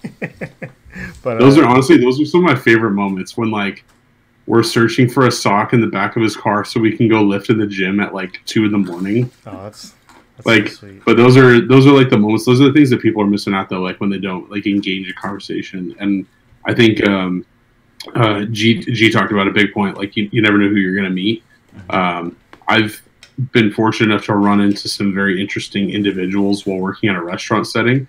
Like me. One of which almost turned into a job. But also just kind of like meeting people, then you find out that you have like mutual friends, or that they know they know members of your family, and then it turns into like a regular thing, and it like morphs into more than what you probably ever thought it was going to be. Yeah, I think I back up like a lot of what you guys have said, like especially about like what G said about Nightmare, like just talking about like I know that when I talk to him, I know when I talk to you guys too, but like anything that comes back in response is like educated, thought out, and like planned. Thanks, man. So it's like I think this is great. Like I'm definitely gonna be taking this in, and applying it. One of my I'm just gonna like tell a little story time real quick. One of my most memorable go for it moments was I was on a hike in Sedona. I think it was Sedona. Yeah, Sedona with Beef and one of our buddies Franco, and it was not getting late, but it was like evening, and we didn't know if we were gonna get to where we wanted to be at get to the end of the hike before it was gonna be too dark to like walk back, or like really dark to walk back. And we were hiking and talking about it, and we heard like a 4-wheeler coming behind us. I looked back, and I kind of jokingly just put my thumb out, like, hey, kind of like, oh, I'm hitchhiking on a, and the guy literally stopped, and he literally had 4 seats, so it's him and 3 other seats, and he's like, do you guys want to ride? And we were like, we kind of were stunned, like we didn't know if we should take it, and I kind of said, yeah, let's do it. And he actually turned out to be a mechanic / like trail towman kind of person. So like he had like a winch on his 4-wheel, like he had all his tools, and he gunned it and was like drifting around corners. Nice. And he got us to is it Devil's Stairway? Is that what's it called? Bridge. Devil's Bridge. He got us to Devil's Bridge, and it was we got there, and then we literally on the hike back, we hiked the whole way back, but literally we got to the car to leave, and it was still a little bit of light outside, and there was no way it was going to be light outside if we'd done that whole hike. And that was kind of a cool, like, that was one of my like most memorable, like doing something outrageous, like, and it kind of having a cool experience and meeting someone new that like I'm not going to see again, but what he does was so interesting, and it was so cool that he picked us up for, I don't know how many times he's seen someone do that. Maybe that's his first time, but for just kind of a gag, and I got to meet a cool person. I always try and make a point to interact with Uber and Lyft drivers. Yeah, if they don't give me the vibe that they don't want to talk, they don't want to talk. But most of the time, I mean, it's people with like crazy backgrounds. They come from different countries, different experience, different walks of life. And I love talking to Uber and Lyft drivers if I can. I'm always the guy that, like, if we're in a group setting, I'm always the guy that tries to go in the front seat just this one time, just so I can interact and talk with the person. So, because you never know who you're going to run to. Well, on that four-wheeler, I jumped in the passenger seat, and that's how I kind of talked to him. Talked to him a little bit about, like, you know, how many times do you come up here? Like, what kind of cars are you usually? And it was really interesting, really fun. That's cool. I think one thing to note about that is you were genuine. So I think that's a big thing, that like to be genuine, but also to be a little bit vulnerable or a lot of vulnerable. But I think a lot of people, including yourself, including you, Nightmare, don't give a lot of weight to how special of a person you are. And so I think that starts it right there. Is like you should realize that, like, you're so genuine that, like, and I think what a genuine conversation with people is taken for granted these days. And sometimes I'm more of, like, you know, there are a lot of people where, like, they're very like G and Coach, are about to say his name, Coach, are very good at, like, making things lighthearted. You guys know I'm not the best comedy guy.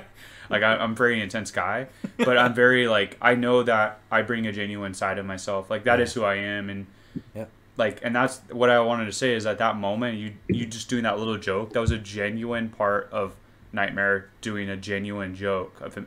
And it could have been stupid. Yeah, he could have blown right by us, and we would have. But that's who you are, though. Like, and you can't take that ever away from you. And I think the right people will gravitate towards that. Other people don't. Doesn't matter, as long as you're genuine. I think that genuine part of you is a very special part of you. I think for everybody here, actually. Yeah. So meeting. I think the first time I met Goichi, it was a poker night, and I don't know if I was, like, having a bad day or something, but I was I was self-deprecating, and I don't know, I think it came off weird, and I'm glad that I stuck with it, and I turned around, and, like, I don't know if it was just a weird day or what it was, but I've got a couple pretty good friends out of it, and definitely having. You had a good friend in your corner, I'll say that. Yeah. That was an interesting night. Yeah, I don't remember it. I think you were sitting by me or something, but yeah, it was an interesting night. Yeah. I could definitely felt like you kind of felt out of place at that time, but that was one of the first real times in a while that I had been in a setting where I didn't know anybody other than Max. Yeah. So, but dude, you handled it well, and then look, we became friends. We played poker plenty of times. Yeah. Yeah. It's pretty cool, man. Yeah, I'm really glad that I wanted to come back and meet you guys. Yeah. Can I say one more thing? Yeah, go for it. One of the things that because I was talking to my friends about this, is we have a couple of friends I've met that are like this now. But if I meet a friend, I always try to incorporate them back into, like, my life with my other friends. So, like, the gentlemen on here, I believe I've introduced all of you guys to each other, and I take pride in that, because if you meet somebody that like, really has this, like, good effect in your life, like, where you almost feel like it's family, like, you should incorporate. There should be no need to split your time, you know. And I look at it as, like, we could all, like, when I hear that they're when G and Nightmare are playing games, or they're on Discord, or Coach and Nightmare are hanging out, I look at it as that, like, I carry that as, like, that's a gratifying bridge, yeah, it's like, and that's great, because, like, if you can find people that, if you know they relate to, and then I think that I know a lot of people naturally do that, but in life, like, I think that doesn't get done enough, and I always feel like that's a big thing, is, like, and it goes back to what G said, like, you never know who could be in your life that you meet, you know? Yeah, because, I mean, I could have not taken that bridge that you offered me, and then I wouldn't have, you know, maybe I would be, just because we've spent so much time together, like, he would definitely be incorporated in, but he doesn't have to like me. That's a great point, because I remember, like, the first time it was, like, because of the first impressions. So it goes to show you that, like, first impressions can be a bad thing, and then like I pushed a little bit more and said, no, I think that was just a bad take, and then it's like, look where we're at now, you know. But I think that goes to show you when expectations is such a thing that we put so much weight on as a person, as an individual, and a lot of times you look at it's like, where your expectations built from, and then is it really who you gonna be in the next hour or the next 10 years? Yeah. So like you have to ask yourself, like, is this person? You brought up the Pepto-Bismol with your roommate, right? Yeah. You look at like actions say way more about a person in this life than some stupid comment. And you always, like, especially when you're mad at that person, you could have an indignant moment, or they may have a bad first impression. Like, if someone else that you know is willing to go to bat for them, that's an action, and that always it says is like always. I guess what I was trying to say out of this is a big thing is if you continue.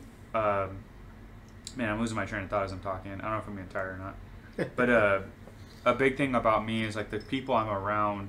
I don't have a million friends, but I have the quality of friends, and not to sound corny. So when I meet a friend that is really got that like quality aspect of, because I have a philosophy in life that I pull from Gale Sayers, who's a Chicago Bear, and he wrote a book about this, and it's Brian's song. If anyone's ever seen that movie, is God is first, my friends and my family are second, and I am third. So it takes a lot for me to say that you're before me, right? So there's this like, oh, I know you person. I know, like, I meet you and you can break that icebreaker, but then the moment that they come into that second, like, and it's hard once they're in there, it's really hard for them to leave. Like it, you know, and like there's I'll bring up coaches, and I'll bring up Nightmare's brother. Like, you know, they're not my best friends, but they're like those that's in that group with me. Your families are in that group with me, and it's like that's what happens is like. I think if people treated friendships like they treated their families all the times, it could make their life a lot better too. Because you could have people that could really support you and love you, you know, from choice and then also blood, and have both of those. So I think that's a testament to friendship too. Because an example was when I met you first off, I wasn't sure how to feel about you or not. I wasn't even sure if you liked me. That was like one of my biggest concerns. I had no negative thoughts about you guys. I just But he reassured me, you know. And the other thing was that I recognized was like if you're best friends with this guy, then I could definitely be best friends with you. You know, it just made sense to me. And then the other thing was when I was introducing Beef to my group of friends, like the first night he came over for poker night, I'll never forget. And I'll give you a shout out if you're watching the stream, or when you do watch the stream, Con. I'll never forget that he said to me, you know, if you like this guy and he's your good friend, he's like, then I don't even have to meet him. I like him already. You know, and that's what a real friend is. Like, they don't cast judgment. They support you for what you believe in, who you like. And, like, he doesn't...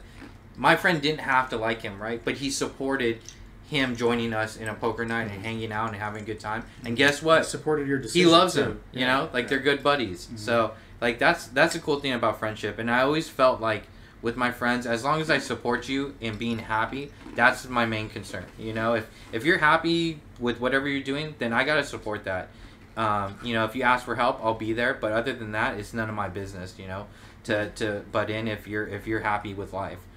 The other thing is like, I lost my train of thought right there real quick. But coffee break, man.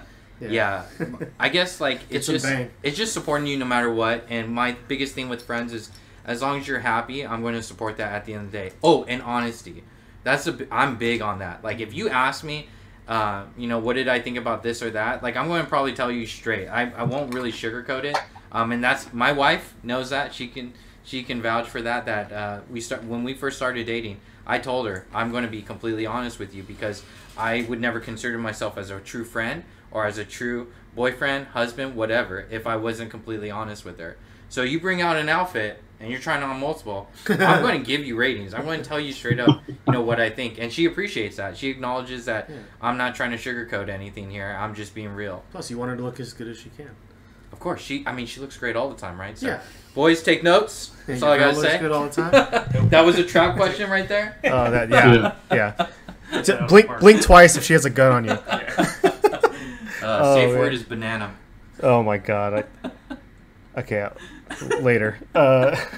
The last segment I have for us is explaining your inner nerd or any guilty pleasure you may have. And I'm going to pass this one right back to you, G. I want to tell me something inner nerd you have or guilty pleasure. Something. What do you got for me? Inner nerd guilty pleasure. I was not ready for this one. Inner nerd guilty pleasure. Honestly, I guess my inner nerd guilty pleasure would be, man, chilling on the weekend with my dog and my wife and in my boxers, just watching morning cartoons on a Saturday morning. Or Price is Right during the week, or Let's Make a Deal. We're big fans of that. Really? Yeah. So sponsorship show, whatever you want to put us on there, we're ready for it. But yeah, we get a kick out of that. I think just being able, my guilty pleasure is really just being able to just kick off the shoes and just relax and just enjoy my early childhood days. I guess I hope I never lose that inner spirit of just being a kid and always wanting to be a kid and letting that come out every now and then. So. I did have want to follow. Pass it back to you. I did want to follow up on one of your definitely. You don't your nerdness is your love for the Ducks. And okay. I love it. I love it. I don't know if you saw, but they put a Mighty Ducks show on Disney Plus. I did see that. Yes. Are you excited? I am not. No. I would be excited. I would. Yeah. Oh. I am not excited about that, but what I would say is if they did it in parallel, I'm glad they brought Bombay back. Okay, I'm glad about that, but I have no idea about. I'm really disappointed in the Anaheim Ducks organization because of the leadership and marketing that they've done. If you just take a look at how the Anaheim Ducks, the Mighty Ducks did it back in the day, or how the Golden Knights have done it, thus far, being in the NHL. I mean, we live in an era of social media, memes, GIFs, funny stuff, right? Bring laughter. Memes. And just challenge social media. And I feel like we just play it safe at the Anaheim Ducks. We want to be professional. We want to be businesslike. And that's exactly why they changed the logo. In my opinion, in my research, I've read that that's why they made the change to the D logo, because it looks professional on business people. Who cares about that? We're a hockey team, man. We come from the Mighty Ducks era. There was a movie built after us. There was a cartoon of us. There's so much there, so much great foundation that they've built that was just destroyed based on that D logo.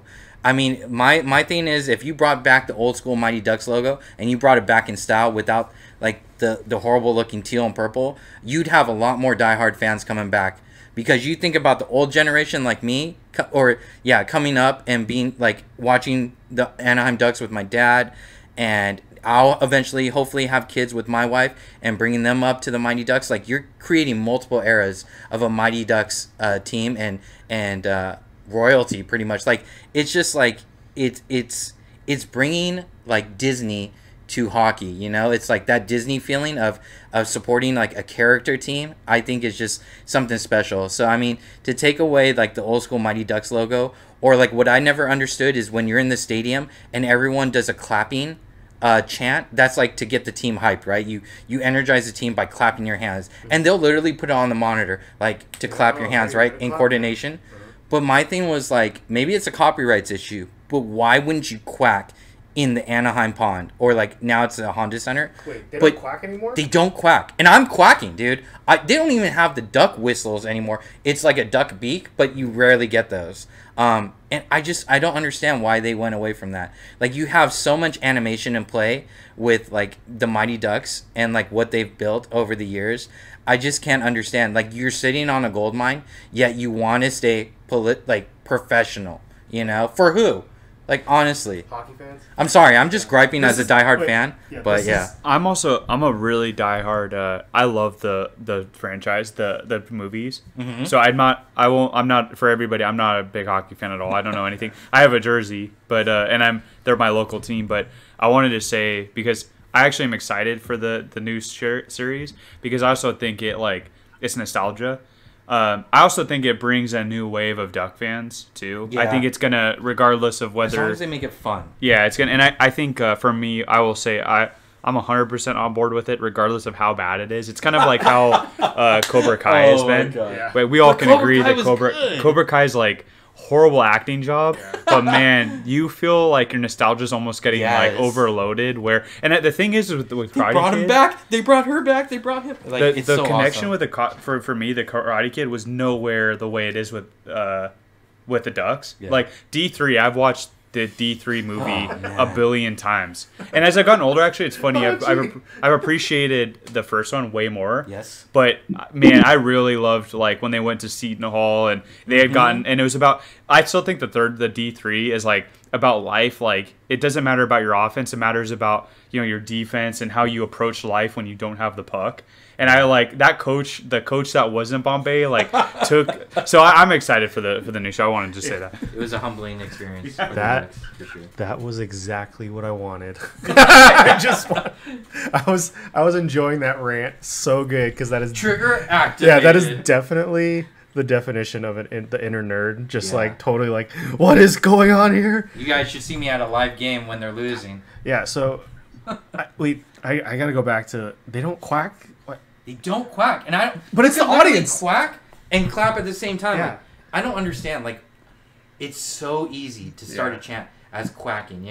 Yeah. My cousin Christopher, he and his buddies were we're Duck fans, or are Duck fans. But like 10 years ago or something, they called like one of like the post game show for the Ducks. Oh, okay. And they actually got through, and when they got on the phone with like the show, they would ask them questions, and they would just quack. Like my cousin and his friends would just be like, they'd be like quack quack quack quack quack quack quack quack quack. So like, so what did you think of the goalie tonight? He did pretty well. Quack quack quack quack quack quack quack quack. Oh, we had plenty of shots on goal, didn't we? Quack quack quack. And like, I think they still have that recording. It just cracks me up. I would die the day they tried the flying V in the NHL. Like, could you imagine? Could you imagine, like, one of the guys goes behind the net and says it like flying V, right? This was like the playoff seasons when like they got slaughtered a couple years back, and I sat in the stands, and I'll never forget this. This was like from the movie Angels in the Outfield, right? Mm-hmm. But it starts waving. Yeah, it was quiet. No one was standing up. Nothing. They were about to take a face-off near the goaltender's area, and I was right behind the goaltender. And I stood up, and I went like this. I was like, where's your passion? I was yelling at all the players. And they actually looked at me when I was doing it. And people were laughing their asses off. Did they join you?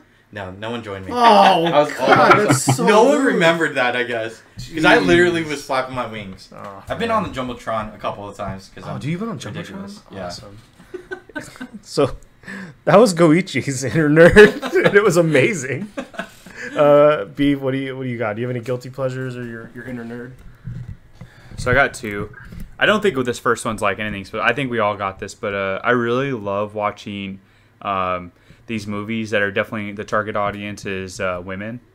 But I like like, and I have a list of that. But like Pitch Perfect, I don't know about you guys, but there's this feeling. That is a good movie. Yeah, there's the a target feeling, audience was women. Maybe it's not. I think it was like I just like when I watched that, I'm like, man, there's something about that movie where no matter how many times I've watched it, it feels like a special experience. Well, Anna Kendrick's a babe, so. And it was just like, it's everything about it. Like, there's so much kind of randomness to it, and it's got a little bit for everybody. But I don't know, I always feel like, I'm like, man, and there's different styles of comedy in everybody. The comedy is really what adds to it, because I'll tell you this, Sound of Music, it destroyed me for any type of musical, like, movies. Yeah, because it's weird, because like Miss Congeniality is another one. I don't know if you guys ever saw that. I've seen that. I could go through a big list here, but I would say like there are movies where every once in a while I need to watch them because there's this excitement. Princess Diaries. And it's weird, the excitement that... No, Princess Diaries is not Legally Blonde. I was thinking Legally Blonde when you said that. There's something about Legally Blonde for me too. It's like I could go through this list and it's like I don't know why I feel this like there's this like a little bit of like excitement to watch it. And even like I'll say this about like a movie like Dumb and Dumber. Like I've killed that movie in terms of watching it too much. But I don't get as excited watching Dumb and Dumber now or Tommy Boy as I do when I turn on Pitch Perfect. There's this like weird excitement that I'm like, and it just doesn't die. And I've watched Pitch Perfect a lot. And the other one is like, and I think I bring this to my dad, is I get excited like cleaning my bathtub. So like cleaning my bathroom is like, it's a whole process. Like I guarantee I have one of the cleanest bathrooms you'll ever see, because like it's not like one of those experiences where you're like, oh, you know, I take like I spray it down a little bit and I wipe it down. It's like I'm spending a solid hour in there, and you're like, because my mindset is like, I also want the cleanest experience when I'm going to the bathroom, but also for people that come there, I want them to feel like, man, because the bathroom says a lot about you without saying anything at all. But it's like, you go in there for a few seconds and like I want the smell to be right. I want the feeling to be right. And like, there's this cleanliness, because every time you use a person's bathroom, there's this feeling of like, man, you don't know. It tells you a lot about the person, but then you sit there and you're like, man, is this clean? And it's like, I want every time a person steps into my bathroom to feel that way. But for me stepping in, I also want to feel that as a person. So I get so excited. Like, it's a lot of work, and sometimes it's over exhausting. But man, like when I'm cleaning that thing, I have like bleach or ammonia, and I'm literally just cleaning the walls and I'm going to town on it. And man, when I shower in that thing, like right after I take a bath, and I love taking baths for the audience here, because baths are like, I think there's only like I don't know if it's a serial killer stat, but it's like definitely. Oh, what were you gonna say? I was gonna say, everyone think about that. Beef naked in the bathtub. Yeah, that's quite an image. Quite an image. But I love like. How many candles do you use? I do not use. I'm not a candle guy. What I do is I know this is kind of weird, but I love having coffee every morning in the bath. Like I'll drink I won't say what I like. Yeah, I love like we have a hazelnut that we love from Keurig that we get from Amazon, man. Like, but there's just something peaceful. But anyways, I think those two cleanliness. I'm sure no one has anything to add to both of those. I had a bath this weekend the jet. They have jets in the hotel. Jacuzzi baths. Yeah, I want a jacuzzi bath so bad. I wish we had that, but you know, Irvine Company's got to bring it up a little bit here. It's all right. That was a good one. Yeah, Coach, what do you got? Give me your guilty pleasure. I've got a guilty pleasure and an InnerNerd thing, I guess. So I actually just started because I either remembered or just found out that they put like I honestly, I don't even remember like going back this far how many episodes there were or how long it aired, or if they're missing anything when they put it on Netflix. But the original Pokemon. Oh my god. I used to never be able to really watch that after school. Dude. Because like school would get out and both my parents worked full time. So like it wasn't very often, if ever really, that I was like I went home like right after school. I always went to like daycare afterwards. Mm-hmm. And then like my dad would normally get off for whatever time, like whether he'd pick me up at 5 or 5:30 or someone would kind of get me by 6 or something like that. But I was never I wasn't very often able to like go to a friend's house or go to my grandparents' house by like 3:30 or 3 o'clock and like be able to sit in front and watch the show. But every once in a while I caught it. But yeah, Netflix put like the original episodes on there, and I don't know how many, I forgot how many there are, but I started watching them, and I was really liking that because it's like when Ash chooses Pikachu, and you know, then he gets like Squirtle and Bulbasaur and Charmander, which Charmander's my boy. So it's like all that stuff, and it was great. How original. What'd you say? I said how original.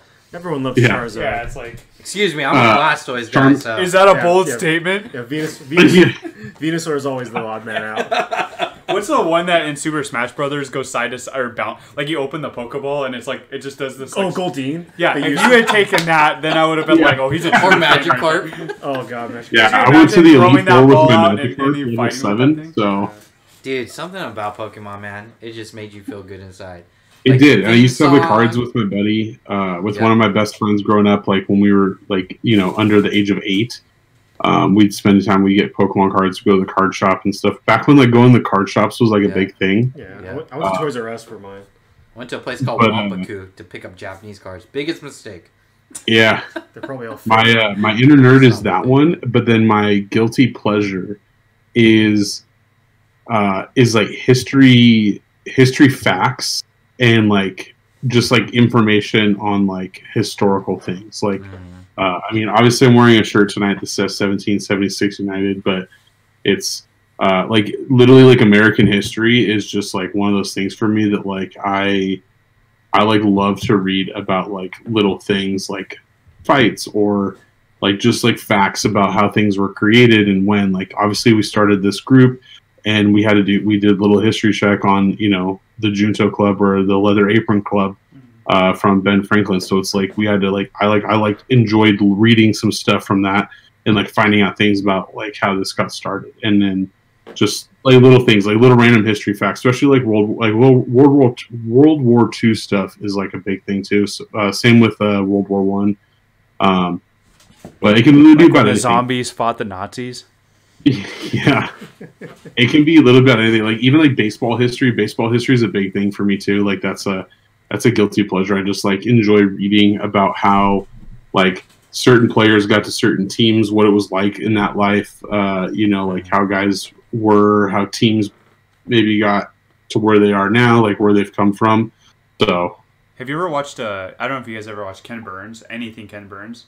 Yeah, I've seen some stuff. Ken Burns' baseball thing is like the most vetted, in-depth thing where you're getting stats. It's like if Vince Scully had a bloodline. Like Ken Burns is truly his like where you just all these random stats. But Ken Burns doesn't just do baseball; he does history. He does all these random history. So it almost is to a point where you're just like, damn, like you're getting overloaded with all these facts. But there's a part of you where you're like, you're just Ken Burns is his own, like you just trust that he's right. That there's some factual evidence behind this. But Ken Burns' baseball thing is what, like 8 episodes, or it's 8 episodes for like 1 hour. So you're listening to the history of baseball for like, I mean. It's definitely one of those things where you're like, I'll do. But I think I wanted to add to what Coach said, because I think the more we see a repetition in like movies, like take for instance what came out a couple days ago was Godzilla versus Kong. Mm-hmm. You're seeing things get like played out so much. Even my father, whom I referenced multiple times in this episode, has a thirst for knowledge and history. For a lot of for himself as a decision maker. But also that you think about, if you look at, like, we're going forward, we're only just going to regurgitate a lot of the same concepts over and over and over. Mm-hmm. It's very hard to get original concept in a movie or in a show anymore. Mm-hmm. So history is actually the most original because it was the first. And so, and it's hard to hear it or read it, but I'm with Coach on that. I think it's like, it's fun when you know about, I think like when you get a moment where you're like, man, I never knew that. You know, or like you have a part of history where like, or I didn't know that about. That's why I love like, Snapple caps. Yes, those little like. I shit you not. Things. I just had one the other day at my dad's. And I was like, the best thing the one thing I was looking forward to was popping open that cap and seeing the fact, and it's something to the extent of like 2 full moons in the same month. The second one counts as a blue moon. Mm-hmm. I never fucking knew that. You didn't know? I didn't know that. And so, I didn't know that. I had no idea either. So I love the beer. You didn't know? No. Oh, There's a lot of things where I bet you if we went just up through a circle. Yeah, probably. Like where we're it's like the same ones. No, like if you knew, I bet you there's a lot of facts that you know where you're like, we should do a Snapple fact day. Yeah, that's what I'm saying. You just bring your own Snapple facts. I need to drink more Snapple now. Yeah, exactly. It's not good for you. I need to go buy $100 worth of Snapple. Snapple. Yeah, Snapple. I'll be the smartest man alive. I wish they could bring Snapple. Bring back the glass. It's like bottles. They still have them. My dad has them still. What's that like? Is it Grubhub or whatever? They're like Snap. It's like tacos. Where that's it's not Grubhub. It's not Uber Eats. It's Postmates. Yeah, they're like Snapple. Yeah. This car is going to be so great. Yeah, Snapple.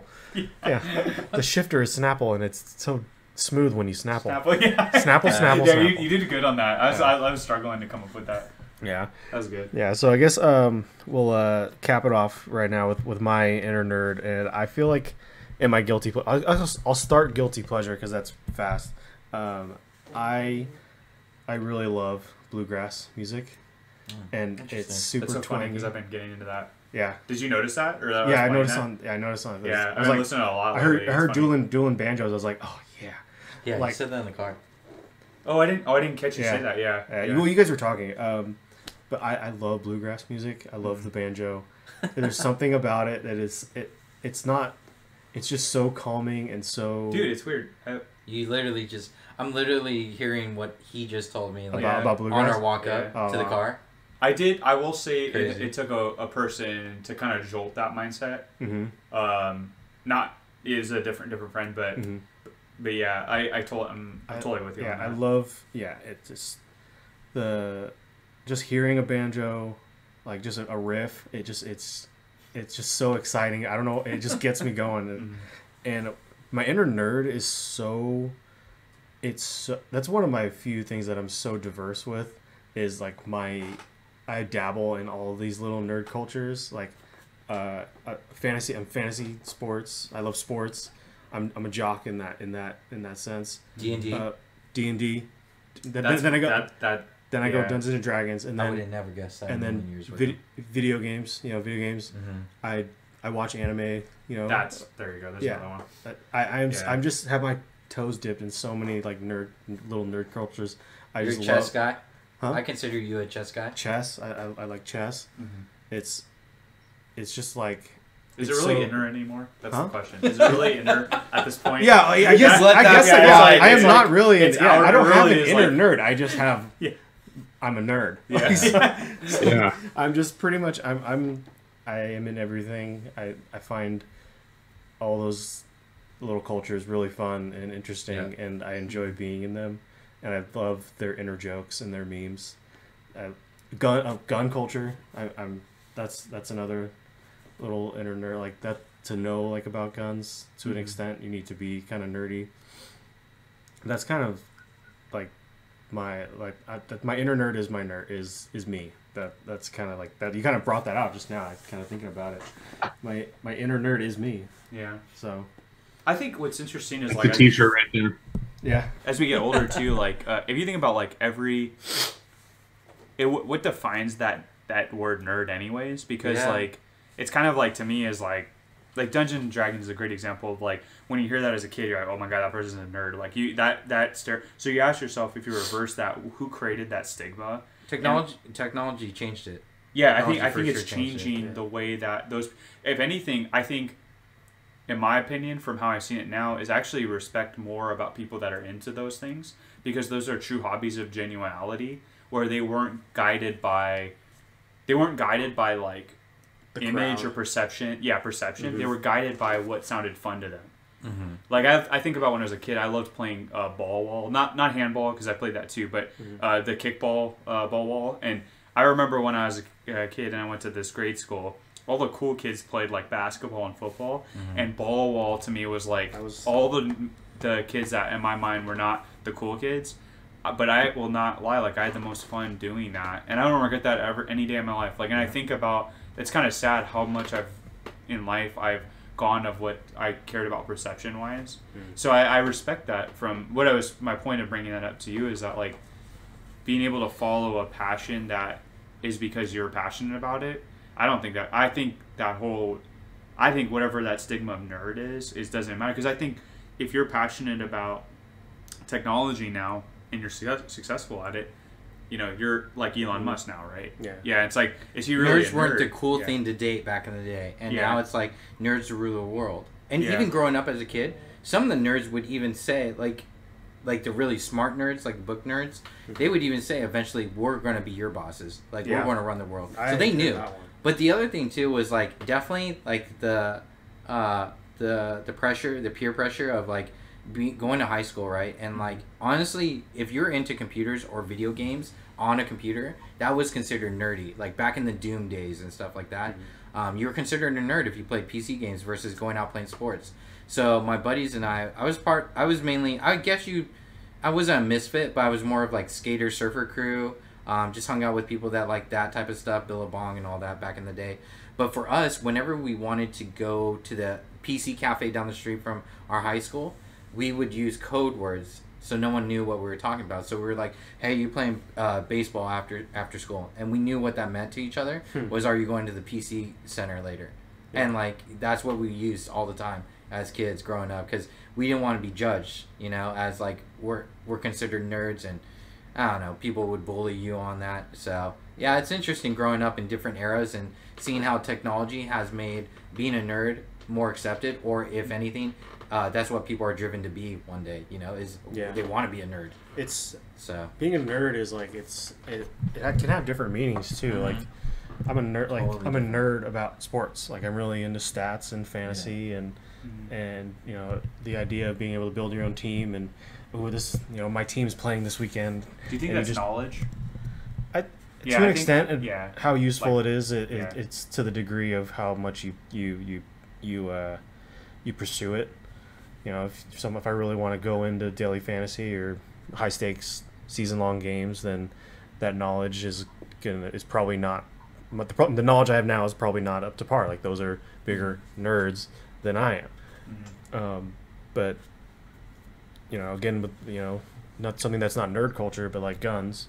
I enjoy watching videos about guns I'll probably never even own, how they work and what caliber it shoots, and I didn't know that. Like, they make the FN SCAR, they make it in so many multiple calibers. That stuff's really cool to me, and that I enjoy diving into those niches and being niche. Like growing up, it definitely doesn't. It makes you feel like you're doing something not good. Like if that makes sense. Like, oh, not everyone's into this. Should I be into this? But just do it. Do what makes you happy, as long as you're not hurting anybody. Yeah, because that's how I feel about like hiking. I feel like most people don't like to do that. And so it's like, but I could also point out something that each one of you guys does that you're passionate about that most people wouldn't, the general pop wouldn't like enjoy doing.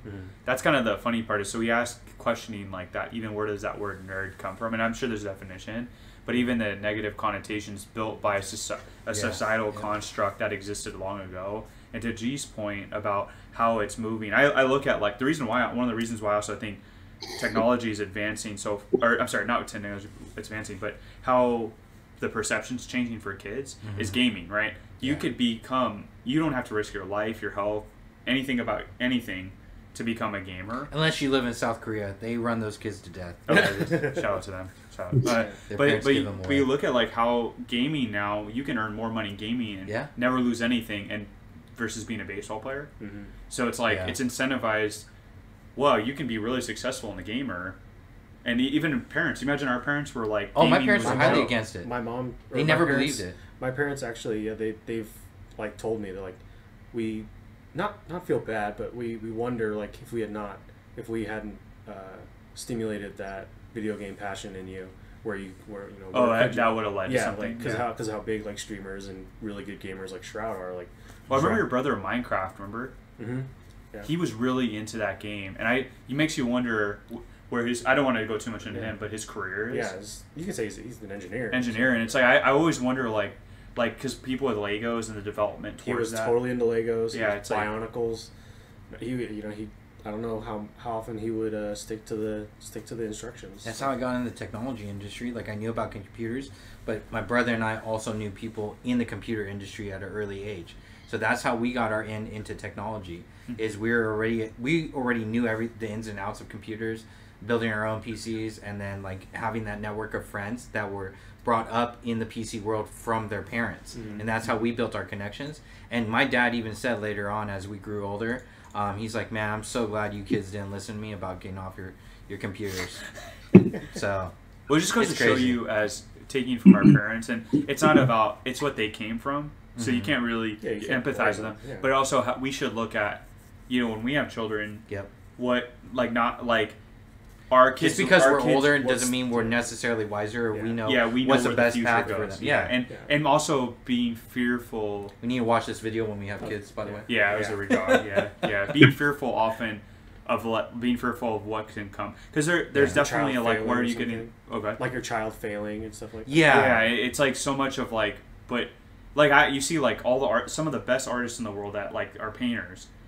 Like the success to do that is probably very to become that is really low. But like you just don't know if your kid might be it, and even if he's not or she's not, and she's happy with that, that's really what matters. That passion to love something. That's like my brother with art. Well, that's the famous thing. I think it's Vincent Van Gogh. I think it was Van Gogh.